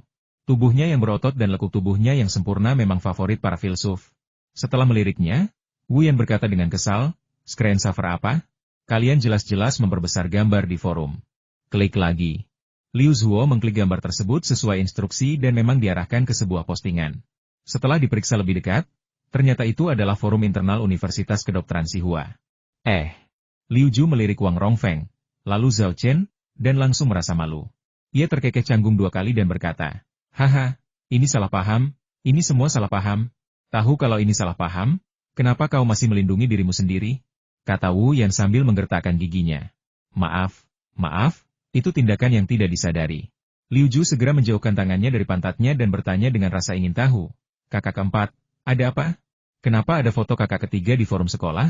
Bahkan ada foto telanjangnya tanpa busana. Dia hanya bertelanjang dada?" Zhao Chen cepat-cepat mengoreksi. Wu Yan menggelengkan kepala dan berkata, "Aku juga tidak tahu detailnya. Tadi, aku ingin pergi ke bagian gosip di forum sekolah untuk mengobrol. Tapi begitu masuk, aku melihat satu halaman penuh postingan tentang dewa pria telanjang, dewa pria berotot, dan dewa pria menawan. Saat kuklik, ternyata semua postingan itu tentang kakak ketiga. Dan setiap postingan berisi foto telanjang kakak ketiga, dalam berbagai pose dan gaya. Jumlah balasan untuk setiap postingan juga cukup mencengangkan. Pada dasarnya semua gadis berebut ingin punya bayi kakak ketiga atau menjadi istrinya. Dibandingkan dengan kakak ketiga, status Casanovaku sungguh menyedihkan. Kakak ketiga adalah Casanova yang sesungguhnya." Sambil mendengarkan cerita Wu Yan, Liu Zuo dan Wang Rongfeng menjelajahi forum sekolah di ponsel mereka. Benar saja, rubrik gosip di forum sekolah kini sepenuhnya didominasi oleh unggahan terkait Zhao Chen atau lebih tepatnya, foto-foto Zhao Chen yang bertelanjang dada. Sambil meletakkan ponselnya, Liu Ju mendecakkan lidahnya dengan takjub astaga. Mungkinkah itu? Kakak ketiga, kau langsung menjadi Casanova dalam semalam. Wang Rongfeng menggelengkan kepala dan mengoreksinya. Bos, Anda salah. Lihat postingan-postingan ini, semuanya diposting pagi ini. Jadi, kakak ketiga tidak menjadi Casanova dalam semalam. Dia menjadi Casanova dalam sehari. Menjadi Casanova dalam sehari? Kedengarannya aneh sekali. Garis-garis hitam segera muncul di dahi Zhao Chen. Kakak ketiga, jelaskan apa yang sebenarnya terjadi. Apa yang sebenarnya terjadi? Liu Ju mengangkat teleponnya. Aku pergi olahraga pagi ini, dan bajuku robek tanpa sengaja. Jadi aku harus bertelanjang dada. Lalu seseorang memotretku, dan begitulah akhirnya. Zhao Chen merentangkan tangannya dan berkata tanpa daya. Sebenarnya, aku juga tidak menginginkan ini. Kamu nggak punya malu? Kamu jelas-jelas bangga banget sama dirimu sendiri, kan? Kalau aku, dikagumi cewek-cewek kayak gitu, aku pasti bakal seneng banget. Dan kamu masih pura-pura. Kamu benar-benar hebat dalam berakting, aku beri kamu 100 poin, dan aku tidak takut kamu akan menjadi sombong. Aku memberimu 101 poin. Poin tambahannya adalah cinta ayah padamu. Ketiga saudara di asrama tidak menahan diri dalam. Setelah tertawa dan bercanda sejenak, Wang Rongfeng berkata dengan nada iri, pantas saja Lausan tidak ikut kita untuk menata rambutnya. Dia sudah menjadi dewa pria, jadi wajar saja dia tidak perlu melakukan hal-hal mewah seperti ini. Tapi Lausan, kapan bentuk tubuhmu jadi seindah ini? Aku tidak pernah menyadarinya sebelumnya. Itu dari latihan baru-baru ini, jawab Zhao Chen. Sepertinya aku juga harus berolahraga. Setelah ototku terbentuk, aku bisa memamerkannya. Wang Rongfeng membayangkan dirinya menjadi dewa laki-laki dan tak kuasa menahan tawa. Ekspresinya secabul mungkin. Wu Yan tak ragu menusuknya dari belakang. Kakak kedua, sebaiknya kau menyerah saja. Sekalipun kau membentuk otot, kau takkan pernah menjadi dewa pria. Kau hanya akan menarik perhatian pria gay.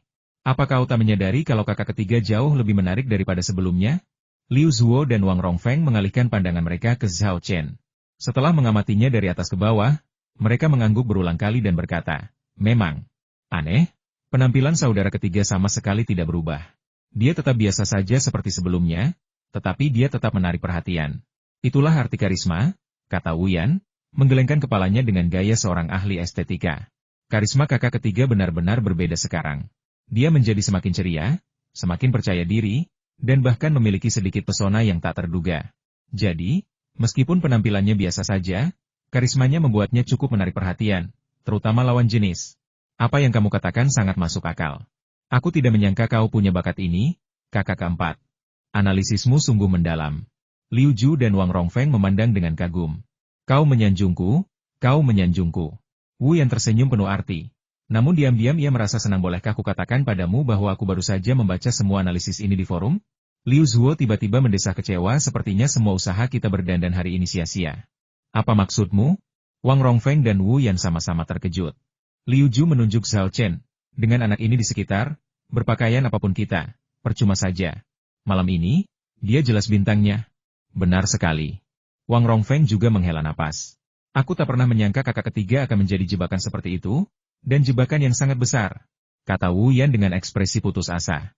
Menghadapi tantangan ketiga saudaranya, Zhao Chen mengangkat bahu sambil tersenyum kecut. Apakah ini salahku? Setelah tertawa dan bercanda sebentar, Liu Zuo dan dua orang lainnya tidak sabar untuk menyeret Zhao Chen ke lokasi yang disepakati untuk menunggu Lin Sui dan yang lainnya tiba. Zhao Chen dan Lin Sui sepakat untuk bertemu di Pavilion Qiuzi di sebelah Danau Xinglin di kampus. Tempat ini indah, dengan pepohonan hijau yang rimbun dan bunga-bunga yang mekar di segala musim, dan seiring waktu, tempat ini menjadi tempat kencan yang populer bagi pasangan. Berjalan di sepanjang Danau Xinglin, Anda dapat melihat pasangan di setiap beberapa langkah. Liu Ju dipenuhi rasa iri. Kapan aku bisa seperti orang-orang ini? Membawa seorang gadis ke sini untuk memamerkan cintaku? Wang Rongfeng mengangguk penuh semangat. Dia memiliki harapan yang sama dengan Liu Ju. Tak lama kemudian, mereka berempat pun memasuki anjungan pencarian ilmu. Zhao Chen mengeluarkan ponselnya, melirik jam, lalu berkata sambil tersenyum kecut, "Bos, sudah kubilang masih banyak waktu, tapi kalian ngotot datang sekarang. Lihat, masih ada lebih dari setengah jam lagi sampai waktu yang disepakati. Kita harus menunggu agak lama." Liu Ju tersenyum malu dan berkata, "Hanya setengah jam, semuanya akan berakhir dalam sekejap mata. Lagi pula, ini pertama kalinya aku mentraktir Lin Sui dan yang lainnya makan. Aku tidak bisa membuat gadis-gadis menunggu. kan? Itu tidak benar. Zhao Chen menggelengkan kepala, tidak berkata apa-apa lagi, memanggil daun informasi, dan melanjutkan mempelajari teori-teori organ dalam. Sementara itu, Liu Ju dan Wang Rongfeng mengelilingi Wu Yan, meminta saran tentang teknik merayu. Sulit untuk mengatakan seberapa efektif latihan intensif di menit-menit terakhir ini. Setengah jam berlalu dengan cepat, dan tibalah waktunya untuk bertemu Lin Sui dan yang lainnya. Kini, bukan hanya Liu Zuo dan Wang Rongfeng yang tak bisa diam, bahkan Wu Yan, yang berpengalaman merayu, terus berdiri untuk melihat keluar. Ketiganya bergumam hal yang sama kenapa dia belum datang. Tepat saat itu, terdengar suara girang dari samping apa? Cewek yang kamu tunggu nggak muncul? Haha, kamu ditinggal. Zhao Chen dan rekan-rekannya melihat ke arah suara itu dan mendapati bahwa pembicaranya adalah seorang kenalan. Cao Han, apa maksudmu? Tanya Liu Ju dengan nada tidak senang. Cao Han, seperti Zhao Chen dan yang lainnya, adalah siswa kelas 3 pengobatan tradisional Tiongkok dan Barat terpadu. Ia tampan dan berprestasi, tetapi ia picik dan tidak tahan melihat orang lain berprestasi lebih baik darinya. Hari ini, fakta bahwa foto Zhao Chen telah viral di forum sekolah membuatnya iri sekaligus kesal. Menurut Cao Han, Zhao Chenren tidak tampan, prestasi akademiknya biasa saja, dan ia hanyalah seorang anak desa dari desa pegunungan terpencil. Bagaimana mungkin ia bisa menjadi dewa laki-laki? Apakah semua gadis di sekolah buta? Tahukah kau, bahkan seseorang seperti Cao Han, yang tampan sekaligus berbakat, tidak pernah disebut dewa laki-laki, apalagi menikmati perlakuan dari sekelompok penggemar wanita yang berebut ingin memiliki bayinya. Karena iri dan dendam, Cao Han menggunakan beberapa akun alternatif untuk memfitnah Zhao Chen, juga mengunggah beberapa fotonya sendiri dan menyombongkan diri bahwa ia adalah dewa pria sejati. Namun, upayanya untuk memancing keributan gagal, dan akun-akun alternatifnya langsung diserang. Setelah beberapa kali bertukar komentar, Cao Han kalah jumlah dan kalah, dengan marah menggumamkan hal-hal seperti penggemar yang tidak punya otak itu bodoh di asramanya. Soal foto-foto yang diunggahnya, meskipun ia menerima banyak balasan, ketika ia membukanya, ia mendapati balasan-balasan itu berisi pertanyaan. Apakah ini dianggap dewa laki-laki? Apakah kamu buta? Atau ejekan? Di dunia ini, bahkan Tom, Dick, atau Harry pun bisa disebut dewa laki-laki. Sungguh tak tahu malu. Akibatnya suasana hati Cao Han memburuk, dan ia pun memendam rasa kesal terhadap Zhao Chen. Secara kebetulan, Cao Han juga telah mengatur pertemuan dengan seorang gadis untuk makan malam di pavilion QC. Tanpa diduga, setibanya di sana, ia mendengar percakapan Liu Zuo dan yang lainnya dan langsung mengejek mereka dengan Skaden Freude. Menghadapi pertanyaan Liu Ju, Cao Han terkekeh, tentu saja maksudnya persis seperti yang tertulis. Apa? Kalian bahkan tidak begitu paham? Menyedihkan sekali. Ia tampak tidak puas dan mulai menceramahi Zhao Chen orang-orang perlu tahu tempat mereka. Disebut, dewa pria, di internet tidak ada artinya, dan kalian tidak boleh menganggapnya serius. Jika kalian menjadi sombong karenanya, kalian akan menderita dan kehilangan muka. Sama seperti kalian sekarang. Zhao Chen langsung tertegun. Sialan, kayaknya aku nggak dendam sama kamu, kan? Kenapa kamu dari awal sarkastis banget? Dan siapa bilang aku serius banget di internet? Dan dari mana kamu dapat ide kalau aku sombong? Imajinasimu liar banget. Bukan hanya Zhao Chen, tetapi 3 orang lainnya di asrama 301 juga sangat tidak senang dengan kata-kata Cao Han. Hei, aku ini pemarah sekali. Hari ini aku akan memberimu pelajaran. Lihat saja apa kau berani berkata kasar lagi. Liu Ju yang pemarah menyingsingkan lengan bajunya, siap menyerang Cao Han. Zhao Chen segera menghentikan Liu Zuo. Bos, jangan impulsif, kami tidak akan bersikap seperti orang bodoh. Danau Xinglin adalah area yang ramai. Jika terjadi perkelahian, hal itu dapat dengan cepat menarik perhatian Departemen Disiplin Serikat Siswa dan para guru. Liu Ju, yang memulai perkelahian tersebut, kemungkinan besar akan menghadapi tindakan disipliner. Siapa yang kau panggil idiot? Tanya Cao Han, wajahnya muram karena tidak senang. Apa itu pertanyaan? Tentu saja itu penghinaan. Karena Cao Han telah membuat masalah, Zhao Chen tentu saja tidak akan sopan kepadanya. Dan mencibir, kau bahkan tidak bisa mengerti ini? Sepertinya IQ-mu tidak terlalu bagus. Sialan. Cao Han geram karena Zhao Chen membalas hinaan yang baru saja dilontarkannya. Namun, semarah apapun ia tak berani melawan. Lagi pula, Zhao Chen punya 4 orang di pihaknya, dan ia tahu tempatnya. Ia bukan Superman dan tak bisa melawan 4 orang sekaligus. Ia hanya bisa melanjutkan perdebatan verbalnya, sambil mengejek, baiklah, aku tak akan merendahkanmu. Kau sudah ditindas, kan? Sebelum ia sempat selesai bicara, suara seorang perempuan terdengar. Siapa bila mereka berdiri? Cao Han tertegun sejenak, lalu berbalik dan melihat 4 wanita cantik berjalan anggun ke arahnya. Lin Sui? Apakah Zhao Chen dan 3 orang lainnya menunggu Lin Sui dan yang lainnya di sini? Bagaimana itu mungkin? Mata Cao Han melebar. Dia tidak percaya itu benar. Aku baru saja bilang kalau Zhao Chen dan yang lainnya disandarkan, lalu teman kencan mereka muncul, dan ternyata dia Dewi Manis dari Departemen Keperawatan. Ini tamparan keras. Dan tamparannya parah banget. Orang-orang di asrama Lin Sui bahkan tidak melirik Cao Han, dan langsung berjalan ke Zhao Chen dan 3 orang lainnya. Maaf membuatmu menunggu. Kami ingin tampil sebaik mungkin di hadapanmu, jadi kami butuh waktu lebih lama. Tolong jangan marah, ya? Yang Zi, sahabat Lin Sui, yang berbicara dengan sengaja bersikap genit untuk membuat Cao Han terkesan. Tak hanya dirinya, 2 orang lain di asrama Lin Sui juga ikut beraksi genit, membuat Cao Han terdiam karena terkejut. Sedangkan Lin Sui, meskipun tidak genit, ia berinisiatif merangkul Zhao Chen. Adegan ini bahkan lebih mengejutkan Cao Han daripada Yang Zi dan 2 orang lainnya yang bertingkah genit, membuatnya benar-benar tercengang. Bagaimana kalau kita pergi? Tanya Lin Sui sambil tersenyum manis. Ayo pergi. Zhao Chen mengangguk. Ini pertama kalinya seorang gadis bergandengan tangan dengannya. Mencium aroma samar Lin Sui, jantungnya berdebar tak terkendali, dan langkahnya terhuyung, hampir membuatnya tersandung. Dia bukan satu-satunya yang tampil buruk. Liu Ju, Wang Rongfeng, dan Wu Yan bahkan lebih buruk. Lin Sui benar-benar memegang tangan Zhao Chen? Ini mustahil. Aku pasti sedang bermimpi. Sadar kembali, Cao Han mencubit dirinya sendiri dengan keras, meringis kesakitan, dan hampir berteriak. Ini menegaskan bahwa ia tidak sedang bermimpi. Semua yang ada di hadapannya nyata. Apakah Dewi Cinta itu buta? Geram Cao Han dalam hati. Tepat saat Xiao Chen dan kelompoknya melewati Cao Han, telepon Cao Han tiba-tiba berdering. Dia mengeluarkan ponselnya dan melihat gadis yang tadinya ingin ditemuinya menelepon. Dia segera menekan tombol jawab dan berteriak, "Kamu kenapa? Aku sudah menunggu di pavilion QZ. Kenapa kamu belum datang?" Tampaknya dia akan melampiaskan semua kemarahan yang baru saja dideritanya pada gadis ini. "Kamu gila?" Gadis itu terkejut dengan sikapnya, nadanya tiba-tiba berubah dingin ketika berkata, "Cao Han, aku menelepon untuk memberitahumu bahwa aku ada urusan malam ini, jadi kencannya dibatalkan. Lagi pula, mengingat sikapmu, tolong jangan ganggu aku lagi, terima kasih." Setelah mengatakan itu, dia menutup telepon tanpa menunggu Cao Han menjelaskan. Wajah Cao Han memucat karena marah, tetapi di depan Zhao Chen dan yang lainnya, ia harus memasang wajah tegar dan tidak membiarkan kejadian ini mempermalukannya. Ia berpura-pura berkata, "Apa gunanya menangis? Apa gunanya minta maaf? Aku tidak akan pernah memaafkanmu." Dia berakting dengan sangat antusias, tetapi Zhao Chen tak kuasa menahan tawa. "Cao Han, berhentilah berakting. Dia baru saja bilang padamu untuk tidak mengganggunya lagi." Lalu menutup telepon. "Kamu sedang bicara dengan siapa sekarang?" "Apa? Kau? Bagaimana kau tahu isi panggilan teleponku tadi?" Cao Han sangat terkejut sampai menjatuhkan ponselnya. Dia baru saja mencoba pamer dan ketahuan. "Sungguh memalukan." Zhao Chen menjawab, "Maaf, pendengaran saya cukup baik. Saya tidak sengaja mendengar seluruh percakapan telepon Anda tadi." Pada saat ini, Liu Zuo dan yang lainnya mengerti apa yang sedang terjadi dan tertawa terbahak-bahak. "Cao Han, kukira kau sangat tangguh, tapi ternyata itu semua hanya akting. Ya ampun, lucu banget. Dia jelas-jelas ditolak, tapi dia masih pura-pura jadi bos. Cao Han, kamu aktor yang hebat. Seharusnya kamu gak usah kuliah kedokteran, seharusnya kamu kuliah di akademi film untuk belajar akting. Mungkin kamu bisa menang penghargaan aktor terbaik Ken atau semacamnya. Aku tak menyangka orang yang ditegur itu adalah kau, Cao Han. Ini karma."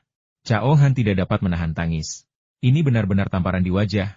Aku bahkan tidak bisa menunjukkan wajahku di depan umum. Dan itu bukan hanya satu tamparan, melainkan serangkaian pukulan. Rentetan pukulan tanpa henti. Yang paling tidak bisa diterima Cao Han adalah ia rela menawarkan diri untuk ditampar. Ini sungguh memalukan. Cao Han terlalu malu untuk tinggal lebih lama lagi, jadi ia membungkuk untuk mengambil ponselnya dan berlari secepat kilat, menghilang dari pandangan. Kecepatan larinya bahkan membuat Zhao Chen terkesan. Begitu Cao Han menghilang dari pandangan, Lin Sui dan yang lainnya melepaskan pelukan mereka dan berkata sambil tersenyum, "Bagaimana akting kita? Apa kami mempermalukanmu? Aktingmu luar biasa." Zhao Chen dan ketiga temannya mengacungkan jempol serempak, memujimu dengan tulus. Kejadian kecil ini secara efektif membuat kedelapan anak muda itu semakin dekat, meminimalkan kecanggungan pada pertemuan pertama mereka. Setelah memperkenalkan diri, kelompok itu menjadi lebih akrab satu sama lain dan, di tengah tawa dan percakapan, tiba di restoran prasmanan makanan laut di luar sekolah. Melihat mereka memasuki restoran prasmanan makanan laut dari jauh, pemilik restoran prasmanan hotpot di ujung jalan menghela napas lega dan berkata dengan rasa takut yang masih tersisa, "Asal mereka tidak datang untuk makan di sini, itu bagus." Di prasmanan makanan laut, nafsu makan Zhao Chen secara mengejutkan membuat semua orang tercengang. Lin Sui dan Yang Zi baik-baik saja, setelah menyaksikan nafsu makan Zhao Chen yang luar biasa sebelumnya. Kedua teman sekamar mereka, bersama 3 orang di asrama 301, benar-benar tercengang.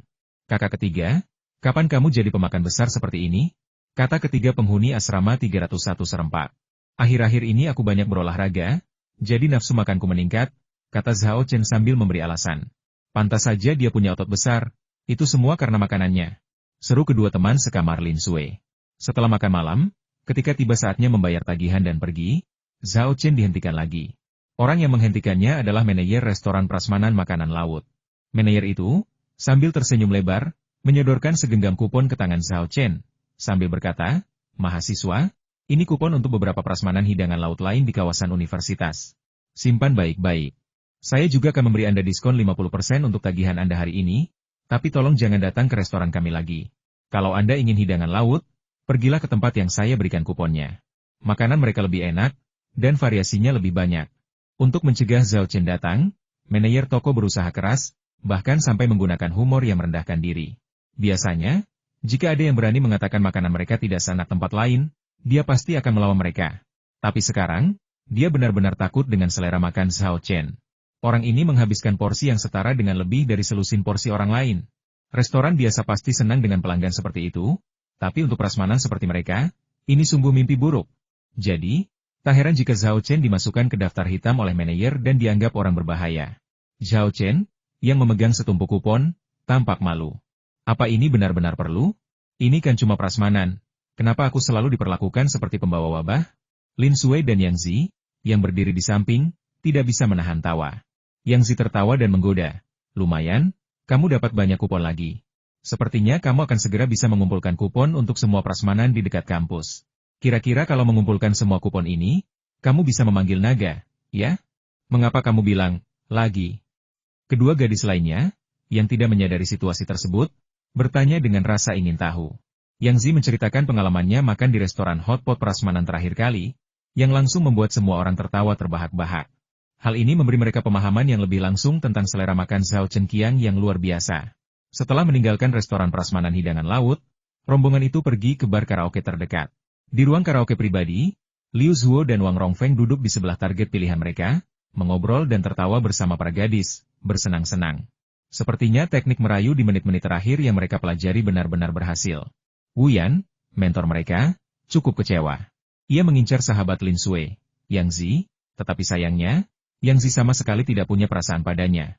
Dan betapapun ia mencoba merayunya, Lin Sui tidak membalasnya. Melihat Liu Ju dan Wang Rongfeng mengobrol dan tertawa bersama gadis itu, Wu Yan merasa sangat kehilangan. Ia menghela napas dan berkata, "Aku tak pernah menyangka aku, Wu Yan, akan gagal merayu. Pepatah lama, ajari muridmu dan kau akan kelaparan." Memang benar. Setelah itu, Wu Yan menyalurkan kesedihannya dengan bernyanyi, menjadi penggemar karaoke. Akhirnya, Zhao Chen dan yang lainnya tidak tahan lagi menonton dan dengan paksa mengambil mikrofon darinya, mengakhiri konser solo Wu Yan dan membiarkan Lin Sui dan yang lainnya ikut bernyanyi. Suara nyanyian Lin Sui, seperti kepribadiannya, manis dan lembut, dengan kualitas lembut seperti anak kecil, mirip dengan Kuo Chai Jie. Di sisi lain, Yang Zi mengambil pendekatan yang kuat dan berwibawa. Penampilannya membawakan lagu lama Empres sangat memukau seluruh penonton. Setelah penampilannya, Wu Yan bahkan menarik Zhao Chen dan yang lainnya untuk berlutut, sambil berteriak, "Hidup permaisuri!" yang membuat keempat gadis itu tertawa terbahak-bahak untuk waktu yang lama. Di pihak laki-laki, selain Wu Yan, ketiga lainnya memiliki suara nyanyian yang buruk. Terutama Zhao Chen, yang nyanyiannya benar-benar sumbang, membuatnya tak tertahankan. Setelah bernyanyi, waktu sudah lewat pukul 11 malam ketika kami meninggalkan KTV. Tetapi baik anak laki-laki maupun perempuan masih sedikit enggan untuk pergi. Bagaimana kalau kita makan camilan larut malam sebelum kembali? Saran Liu Ju. Saran itu langsung disetujui semua orang. Mereka sangat bersenang-senang dan tak ingin acara itu berakhir terlalu cepat. Aku tahu tempat yang punya barbeque enak banget, aku akan mengajakmu ke sana. Sebagai jago merayu, Wu Yan tahu banyak tentang kios-kios pasar malam di kota universitas, dan langsung mengajak semua orang ke tempat barbeque terbuka. Setelah memilih hidangan mereka dan menyerahkannya kepada pemilik untuk dimasak, Zhao Chen dan yang lainnya menyatukan dua meja kecil, mengeluarkan bangku, dan duduk melingkar. Setelah makanan disajikan, mereka memesan beberapa botol bir lagi, dan bahkan para gadis menuangkan segelas untuk diri mereka sendiri. Semua orang minum dan makan, mengobrol dan tertawa, menciptakan suasana yang sangat meriah. Tepat ketika semua orang sedang dalam suasana hati yang baik, seorang tamu tak diundang datang dan merusak suasana hati semua orang. Semenjak Zhao Chen dan rombongannya tiba, beberapa lelaki bertampak mencurigakan di meja sebelah telah menatap Lin Sui, Yang Zi, dan ketiga gadis lainnya dengan tatapan mesum, membicarakan sesuatu dan sesekali tertawa terbahak-bahak. Saat itu, salah satu pria, dengan potongan rambut cepat, kemeja bermotif bunga, dan bau alkohol, berjalan menghampiri sambil memegang minuman dan berkata sambil menyeringai. Nona-nona cantik, apa yang kalian bicarakan? Kenapa kalian tertawa begitu bahagia? Ceritakan juga padaku, agar aku juga bisa tertawa lepas. Tawa para gadis tiba-tiba berhenti, dan Zhao Chen beserta ketiga temannya mengerutkan kening. Suasana langsung menjadi canggung dan canggung. Pria yang menyebut dirinya Dahuan itu tampak tidak malu sama sekali. Ia menunjuk meja di sebelahnya dan berkata, Nona-nona cantik, saudara-saudaraku ingin mengundang kalian minum. Bagaimana? Maukah kalian berbaik hati? Begitu kata-kata itu terucap, ekspresi semua orang berubah. Pria ini memperlakukan keempat gadis itu seperti tuan rumah. Lin Sui berkata dingin dengan wajah tegas, maaf, kami tidak minum. Gak minum? Dahuan mengangkat sebelah alisnya, senyumnya tiba-tiba berubah dingin. Kamu pikir aku buta? Apa nggak ada botol-botol alkohol di depanmu? Yang Zi menjawab, dia tidak menjelaskannya dengan jelas tadi. Seharusnya, kami tidak mau minum denganmu, silakan pergi. Sialan. Dahuan langsung murka. Wajahnya semerah pantat monyet, entah karena marah atau pengaruh alkohol, dan ia berkata dengan galak, sialan, apa kau mencoba memaksaku minum piala penalti, bukan piala duel? Wu Yan berdiri, mencoba menenangkan suasana saudaraku, teman-temanku tidak bisa menahan minuman keras. Bagaimana kalau begini? Aku akan bersulang untuk kalian semua. Kau pikir kau siapa? Keluar dari sini. Hari ini aku akan membuat gadis-gadis cantik ini minum bersama kita, kata Dahuan, mengulurkan tangan untuk menarik Lin Sui dengan paksa. Namun, sebelum tangannya sempat menyentuh Lin Sui, Zhao Chen menangkapnya. Lepaskan. Dahuan melotot dan memberi perintah. Keluar. Teriak Zhao Chen. Apa katamu? Dahuan tercengang. Sudah kubilang, enyahlah. Kata Zhao Chen dingin. Sialan kau, dasar bajingan.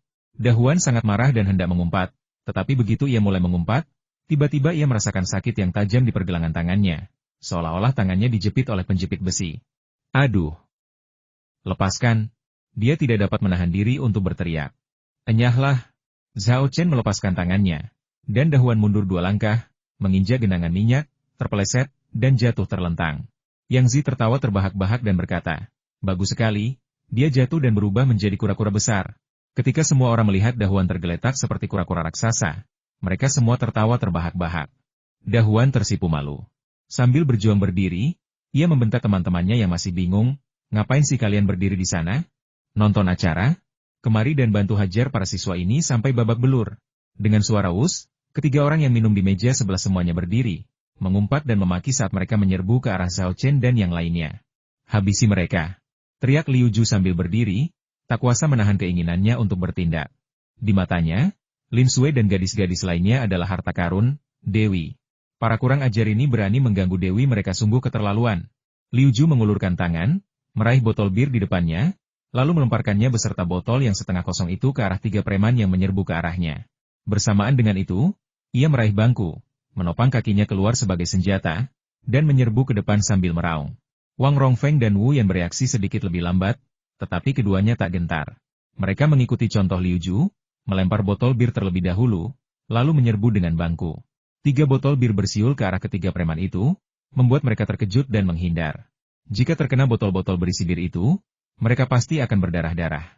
Namun, saat mereka menghindari botol-botol itu, mereka kehilangan inisiatif dan kemudian diserang oleh Liu Zuo dan gerombolannya, yang bergegas menghampiri dan mulai menusuk serta memukuli mereka dengan kursi. Sementara Liu Zuo dan yang lainnya bertarung, Zhao Chen juga tidak tinggal diam. Ia melangkah maju dan menendang dada Dahuan dengan keras, menjatuhkannya ke tanah. Dahuan merasa dadanya seperti diinjak gajah. Ia tidak hanya merasakan sakit yang luar biasa, tetapi juga sesak napas yang hebat. Siapa anak ini? Kok tendangannya bisa sekeras itu? Rasanya tulang rusukku patah. Dahuan memegangi dadanya yang sakit, tahu rasanya mustahil ia bisa bangun dari tanah dalam waktu dekat. Zhao Chen berbalik dan bergegas mendukung Liu Ju dan 2 orang lainnya. Dia sekarang berada di tahap tengah Yi Jinjing, memiliki kemampuan fisik yang jauh melampaui orang biasa. Dia mungkin tidak akan mampu melawan seorang ahli bela diri sejati, tetapi menghadapi beberapa preman pun tidak akan menjadi masalah. Lagi pula, Dia ditemani oleh saudara-saudaranya dari asrama 301. Dalam waktu singkat, Zhao Chen dan anak buahnya telah menghajar ketiga penjahat itu hingga jatuh ke tanah. Dahuan bangkit saat itu juga, tetapi ia tak lagi punya nyali untuk melawan. Ia berkata dengan kasar, "Kalian berani menunggu di sini? Aku akan memanggil orang untuk membereskan kalian." Lalu ia dan ketiga rekannya menyelinap pergi. Setelah para preman itu pergi, semua orang menghela napas lega. Keempat gadis itu bertanya kepada Zhao Chen dan yang lainnya dengan khawatir apakah mereka terluka. Liu Zuo dan Wang Rongfeng, yang belum pernah diperlakukan seperti itu sebelumnya, berpura-pura acuh tak acuh meskipun merasakan sakit akibat pukulan dan tendangan. Mereka melambaikan tangan dengan santai dan berkata, "Ini hanya berurusan dengan beberapa preman. Bagaimana mungkin kami terluka?" Setelah yakin tidak ada yang terluka, keempat gadis itu menghela napas lega. Yang Zi bahkan bercanda, "Aku tidak menyangka kalian begitu jago berkelahi. Kalian pasti sudah sering berkelahi sebelumnya, kan? Yang mulia, kali ini Anda salah. Kami semua murid yang baik dan jarang berkelahi. Tapi ketika kami bertemu orang jahat, kami tak segan-segan melawan mereka. Ah, mau bagaimana lagi? Kami anak muda yang baik yang menjunjung tinggi 5 kebajikan dan 4 keindahan." Wu Yan mengibaskan rambutnya dan mulai menyombongkan diri lagi.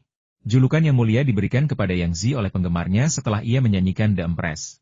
Yang Zi sendiri sangat menyukai julukan tersebut dan tidak menolaknya. Zhao Chen menyela bualan Wu Yan dan berkata, "Kita tidak bisa tinggal di sini lebih lama lagi. Ayo pergi." Ia mengeluarkan beberapa ratus yuan dari sakunya dan menyerahkannya kepada pemilik kedai barbeque. Sambil berkata, "Anggap saja uang lebih itu sebagai kompensasi atas bangkumu." "Pergi? Kenapa?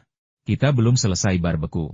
Wu Yan terdiam sejenak, lalu menyadari maksudnya dan berkata, "Apa kau khawatir para preman itu benar-benar akan memanggil seseorang untuk menyergap kita?" Zhao Chen mengangguk. "Lebih baik mencegah daripada menyesal. Kami para pria dewasa tidak peduli. Paling-paling kami akan dipukuli dan terluka, tapi Lin Sui dan yang lainnya masih di sini.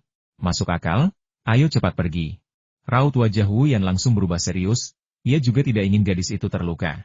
Semua orang menyetujui rencana Zhao Chen, dan rombongan itu segera meninggalkan kedai barbeque dan kembali ke Universitas Kedokteran Sihua. Dalam perjalanan, mereka semua mengeluh, "Dasar pengganggu." "Benar, kan? Semua orang sedang bersenang-senang, lalu terjadilah hal ini." Wu Yan menyalahkan dirinya sendiri, berkata, "Ini semua salahku karena tidak memilih tempat yang tepat. Bagaimana kalau begini? Aku akan mentraktirmu makan beberapa hari lagi untuk menebusnya." Hebat! Semua orang bersorak, dan suasana yang sebelumnya menyesakan langsung mereda. Tidak lama setelah Zhao Chen dan kelompoknya meninggalkan kios barbeque, Dahuan kembali dengan sekitar selusin pria yang membawa tongkat. Di mana mereka? Setelah mengamati sekeliling dan tidak melihat Zhao Chen dan kelompoknya, Dahuan segera menarik pemilik kedai barbeque di depannya dan bertanya kepadanya, "Ayo pergi." Pemilik kedai barbeque paling takut pada para preman ini. Kalau mereka dendam, dia pasti tidak akan bisa berjualan. "Pergi? Kemana mereka pergi?" tanya Dahuan. "Entahlah," kata pemilik kedai barbeque dengan wajah getir. "Mereka tidak akan memberitahuku tentang ini, kan? Kau tahu arah yang kita tuju, kan? Aku peringatkan kau, jangan bohong. Kalau tidak, aku pastikan kau tidak bisa berbisnis di sini." Ancam Dahuan sambil menyeringai ganas. Ini, pemilik kedai barbeque meminta maaf kepada Zhao Chen dan yang lainnya dalam hatinya, dan menunjuk ke arah mereka tinggalkan. "Saudara Cheng, bagaimana menurutmu?" Dahuan berbalik dan bertanya dengan hati-hati kepada seorang pria botak yang mengenakan rantai emas tebal. "Kejar dia." Saudara Cheng melambaikan tangannya dan berkata, "Aku berjanji akan membantumu membalas dendam, dan aku akan membantumu sampai akhir." Saudara Cheng benar. Dahuan langsung mengacungkan jempol, menyanjungnya sambil mengikuti saudara Cheng dan anak buahnya, dengan cepat mengejar ke arah yang dituju Zhao Chen dan kelompoknya. Mereka segera menyusul, dan tak lama kemudian mereka melihat Zhao Chen dan kelompoknya di depan. Amarah membara langsung berkobar di mata Dahuan. Ia menunjuk dan berteriak, "Saudara Cheng, itu mereka. Bajingan-bajingan itu yang melukaiku."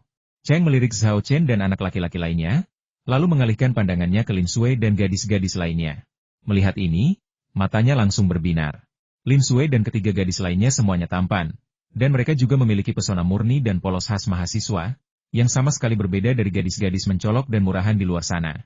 Mereka langsung menarik perhatian saudara Cheng dan membuatnya bersemangat untuk mendekatinya. "Saudara-saudara, tangkap mereka.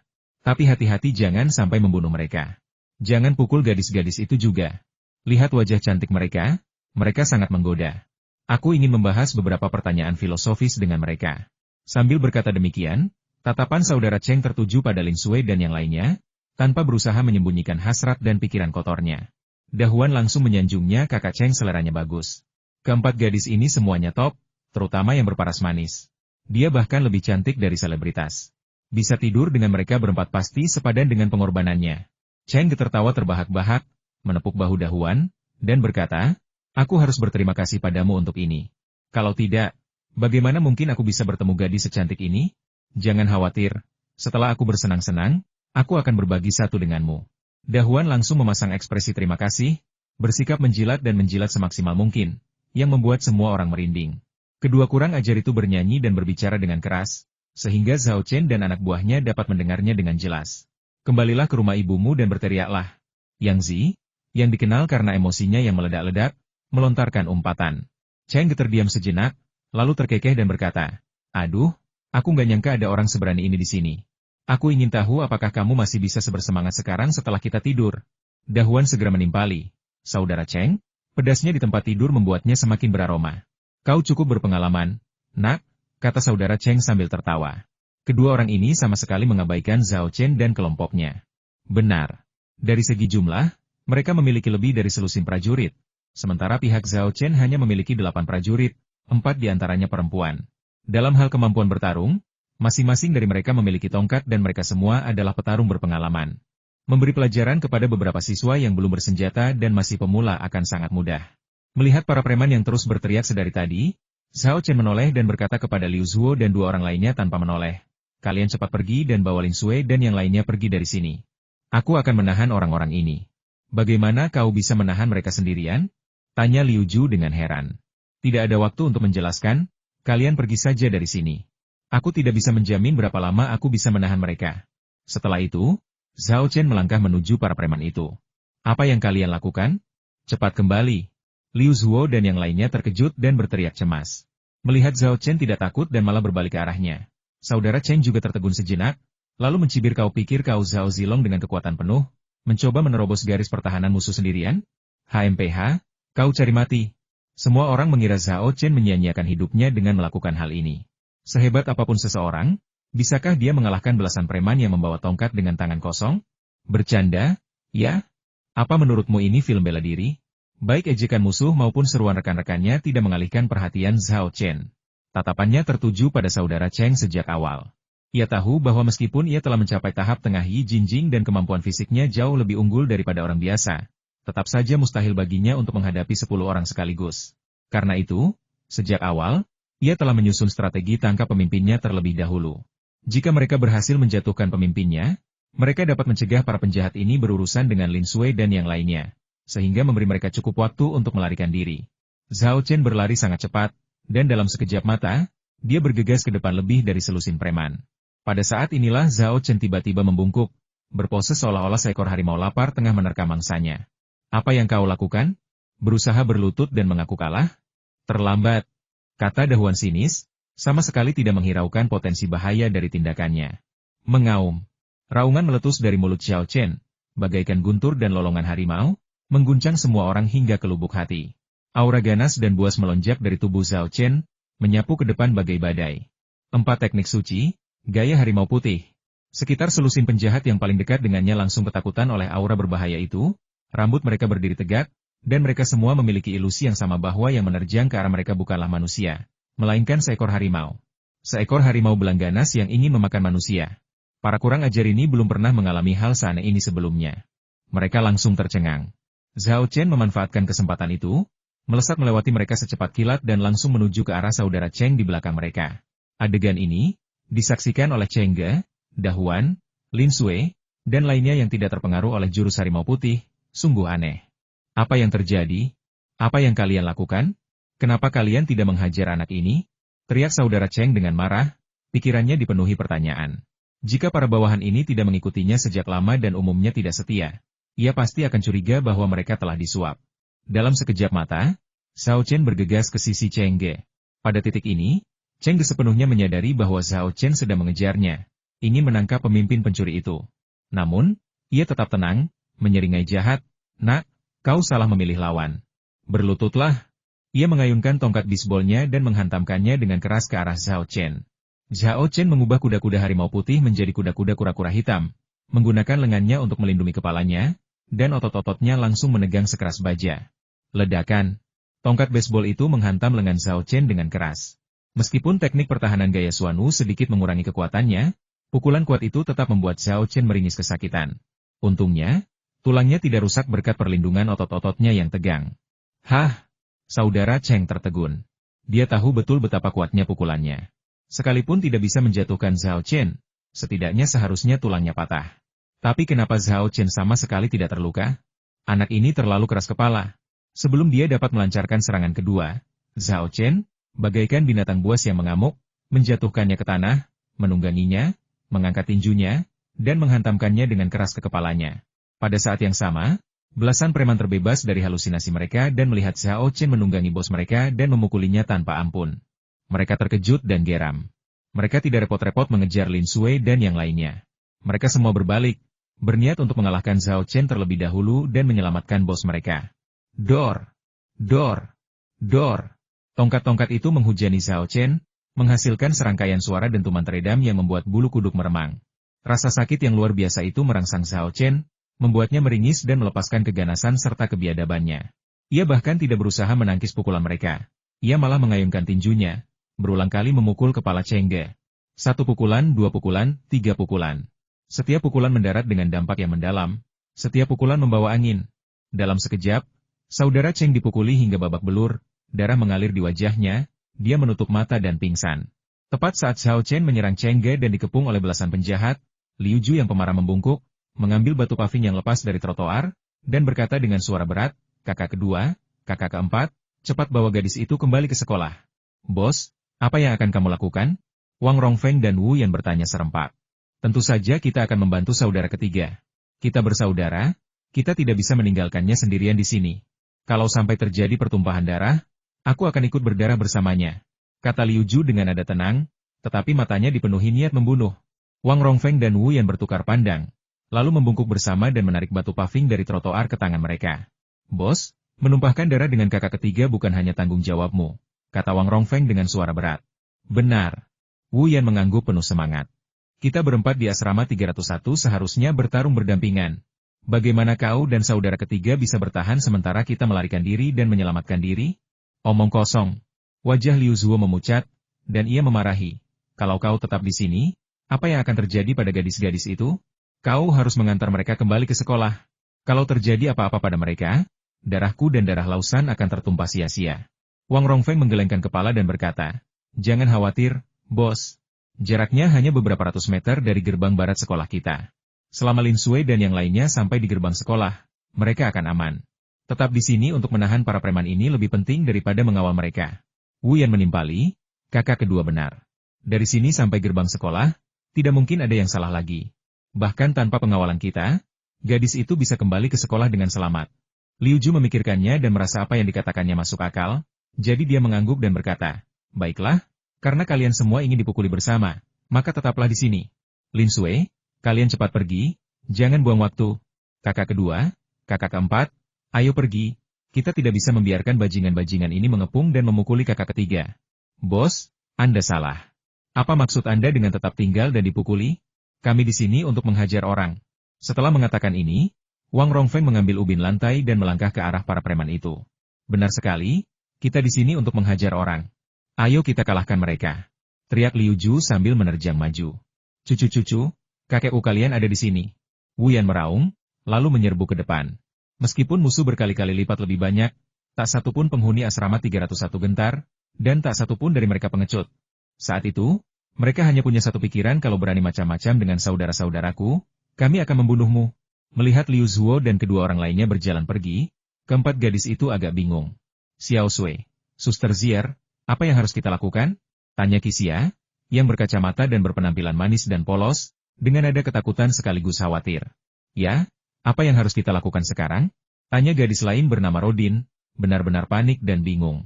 "Kalian pergi saja, aku di sini," kata Yang Zi dengan suara berat, sambil mematahkan batu paving dari trotoar. "Aku akan membantu mereka. Semua ini berawal dari kita tidak bisa membiarkan anak-anak itu saja yang dipukuli dan berdarah." "Kalian gila? Mereka sekelompok preman kejam. Apa kalian pikir kalian bisa mengalahkan mereka?" tanya Qixia dan Luo dan serempak, keduanya terkejut dengan kata-kata Yang Zi. "Kita tidak bisa menang. Yang Zi menggelengkan kepalanya, tetapi tatapannya tegas, tidak menunjukkan niat untuk mundur. Tapi kita harus berjuang. Dengan itu, Yang Zi meraih ubin lantai dan melangkah ke medan pertempuran. Pada saat ini, temperamennya yang ganas terungkap sepenuhnya. Seolah-olah Mulan telah bereinkarnasi, dan Guiying telah terlahir kembali. Qixia, Luo Dan, cepatlah. Saat kalian sampai di sekolah, jangan lupa panggil seseorang. Lin Sui juga mengambil batu paving dan bergegas ke belakang Yang Zi. Qixia dan Luo Dan tidak pernah menyangka Yang Zi dan Lin Sui juga akan ikut bertempur. Setelah bertukar pandang, entah kenapa, darah mengalir deras di hati mereka. Semua ketakutan dan kepanikan mereka lenyap, digantikan oleh keberanian. Tanpa sepatah kata pun, keduanya membungkuk, mengambil beberapa batu paving dari trotoar, dan menyerbu ke arah keributan. Liu Ju dan dua rekannya adalah yang pertama menyerbu. Saat itu, lebih dari selusin preman masih mengepung Zhao Chen, mengayunkan tongkat dan memukulinya tanpa ampun, berusaha menyelamatkan saudara Cheng yang wajahnya berlumuran darah akibat pukulannya. Begitu Liu Zuo dan dua rekannya bergegas, mereka melemparkan ubin lantai ke arah para preman. Perhatian para preman saat itu tertuju pada Zhao Chen, dan mereka tidak menyangka Liu Zuo dan kelompoknya tidak hanya tidak takut, tetapi juga akan bergegas. Seketika, 3 orang di antara mereka terkena ubin di kepala mereka berdarah deras, dan salah satu dari mereka bahkan pingsan. Sialan, orang-orang idiot ini menyergap kita. Kalahkan mereka. Sialan, cewek-cewek itu juga ada di sini. Udah deh, kita hajar mereka dulu. Melihat Liu Zuo dan Lin Sui ikut bertempur, para penjahat itu segera mengutus beberapa orang untuk melawan mereka, ingin memberi mereka pelajaran. Panggilan. Setelah memukul Cheng Ge hingga pingsan, Zhao Chen menghembuskan napas basi, mendorong tanah dengan kedua tangan, dan berdiri dengan suara bang. Tindakannya yang tiba-tiba menyebabkan beberapa tongkat yang dilemparkan ke arahnya terpental kembali. Para preman terkejut dan langsung menjadi korban pantulan, dengan beberapa orang terluka oleh tongkat mereka sendiri. Zhao Chen berbalik dan melangkah, menjatuhkan salah satu preman ke tanah. Ia mengulangi gerakan yang sama, mengabaikan serangan preman lainnya, dan melancarkan rentetan pukulan, meninggalkan preman di bawahnya dengan wajah berlumuran darah. Setelah membuat targetnya pingsan, ia berdiri dan beralih ke target berikutnya. Para preman Cheng Ge adalah petarung berpengalaman, tetapi mereka belum pernah melihat gaya bertarung Zhao Chen yang gigih dan pantang menyerah tanpa pertahanan sama sekali dan hanya fokus menghajar satu orang tanpa henti. Yang paling mengejutkan mereka adalah Zhao Chen tidak tersungkur meskipun menerima begitu banyak pukulan berat. Ketangguhannya sungguh mengerikan. Akhirnya, ketika Zhao Chen berhasil mengalahkan preman lain dan berdiri untuk mencari target baru, para preman itu ketakutan dan mundur. Meskipun ada beberapa preman dan Zhao Chen sendirian, mereka tetap terintimidasi. Siapa sih yang pernah lihat gaya bertarung kayak gini? Mereka cuma fokus ke satu orang dan menghajarnya sampai mati. Dan meskipun orang ini penuh luka, dia nggak mau tumbang. Ini benar-benar mengerikan, kayak bos super di game yang mustahil dibunuh.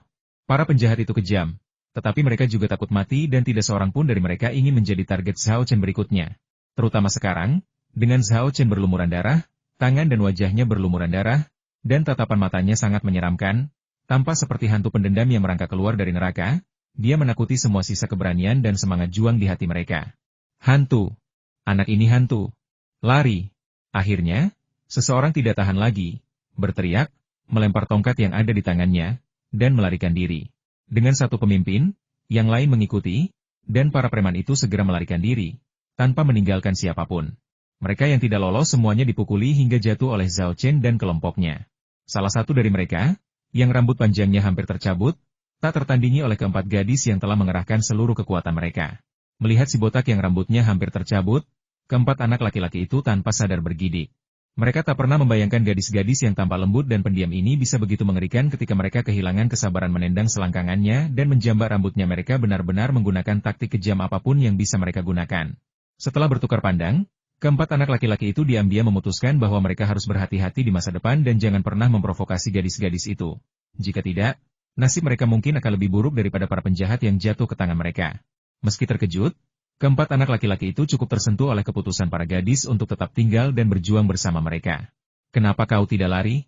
tanya Zhao Chen dengan rasa takut yang masih tersisa.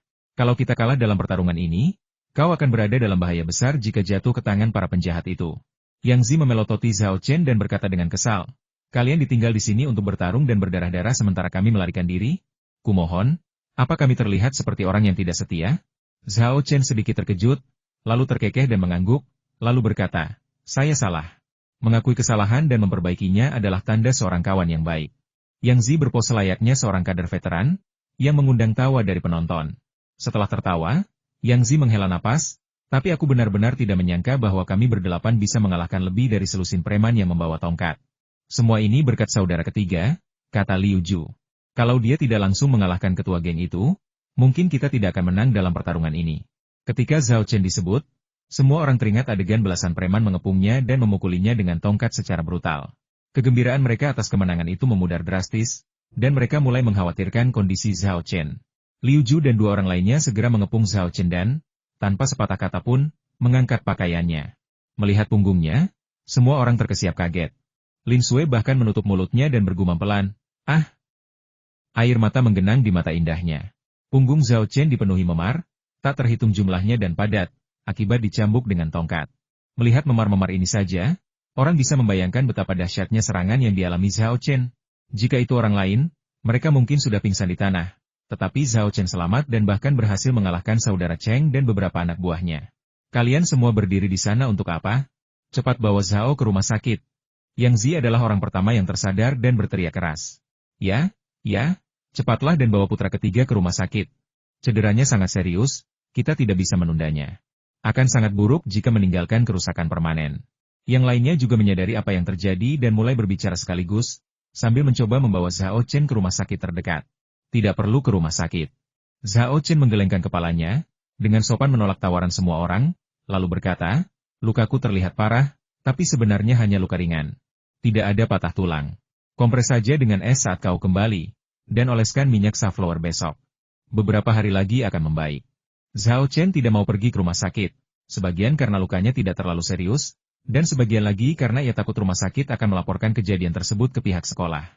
Lagi pula, lukanya jelas akibat perkelahian. Jika pihak rumah sakit melaporkan kejadian tersebut ke polisi atau pihak sekolah, kemungkinan besar mereka akan dikenakan tindakan disipliner. Melihat Zhao Chen bertekad untuk tidak pergi ke rumah sakit, dan luka-lukanya tampaknya tidak terlalu serius, yang lain tidak punya pilihan selain menyerah untuk mencoba membujuknya. Kita harus pergi. Kalau para preman yang kabur itu memanggil lebih banyak orang, kita nggak akan bisa menang lagi. Perkataan Zhao Chen langsung mendapat persetujuan dari semua orang. Zhao benar, ayo cepat pergi. Ya, keluar dari sini sekarang juga. Meskipun mereka memenangkan pertarungan, mereka membayar harga yang mahal. Zhao Chen mengalami memar yang mengerikan, sementara Liu Zuo, Wang Rongfeng, dan Wu Yan mengalami luka-luka dengan tingkat keparahan yang berbeda-beda. Sedangkan keempat gadis itu, berkat perlindungan para pemuda, mereka tidak terluka parah, tetapi mereka semua kelelahan dan kehabisan tenaga. Mengingat kondisi mereka saat ini, jika sekelompok preman lain mengepung mereka, kemungkinan besar mereka akan berada dalam masalah besar.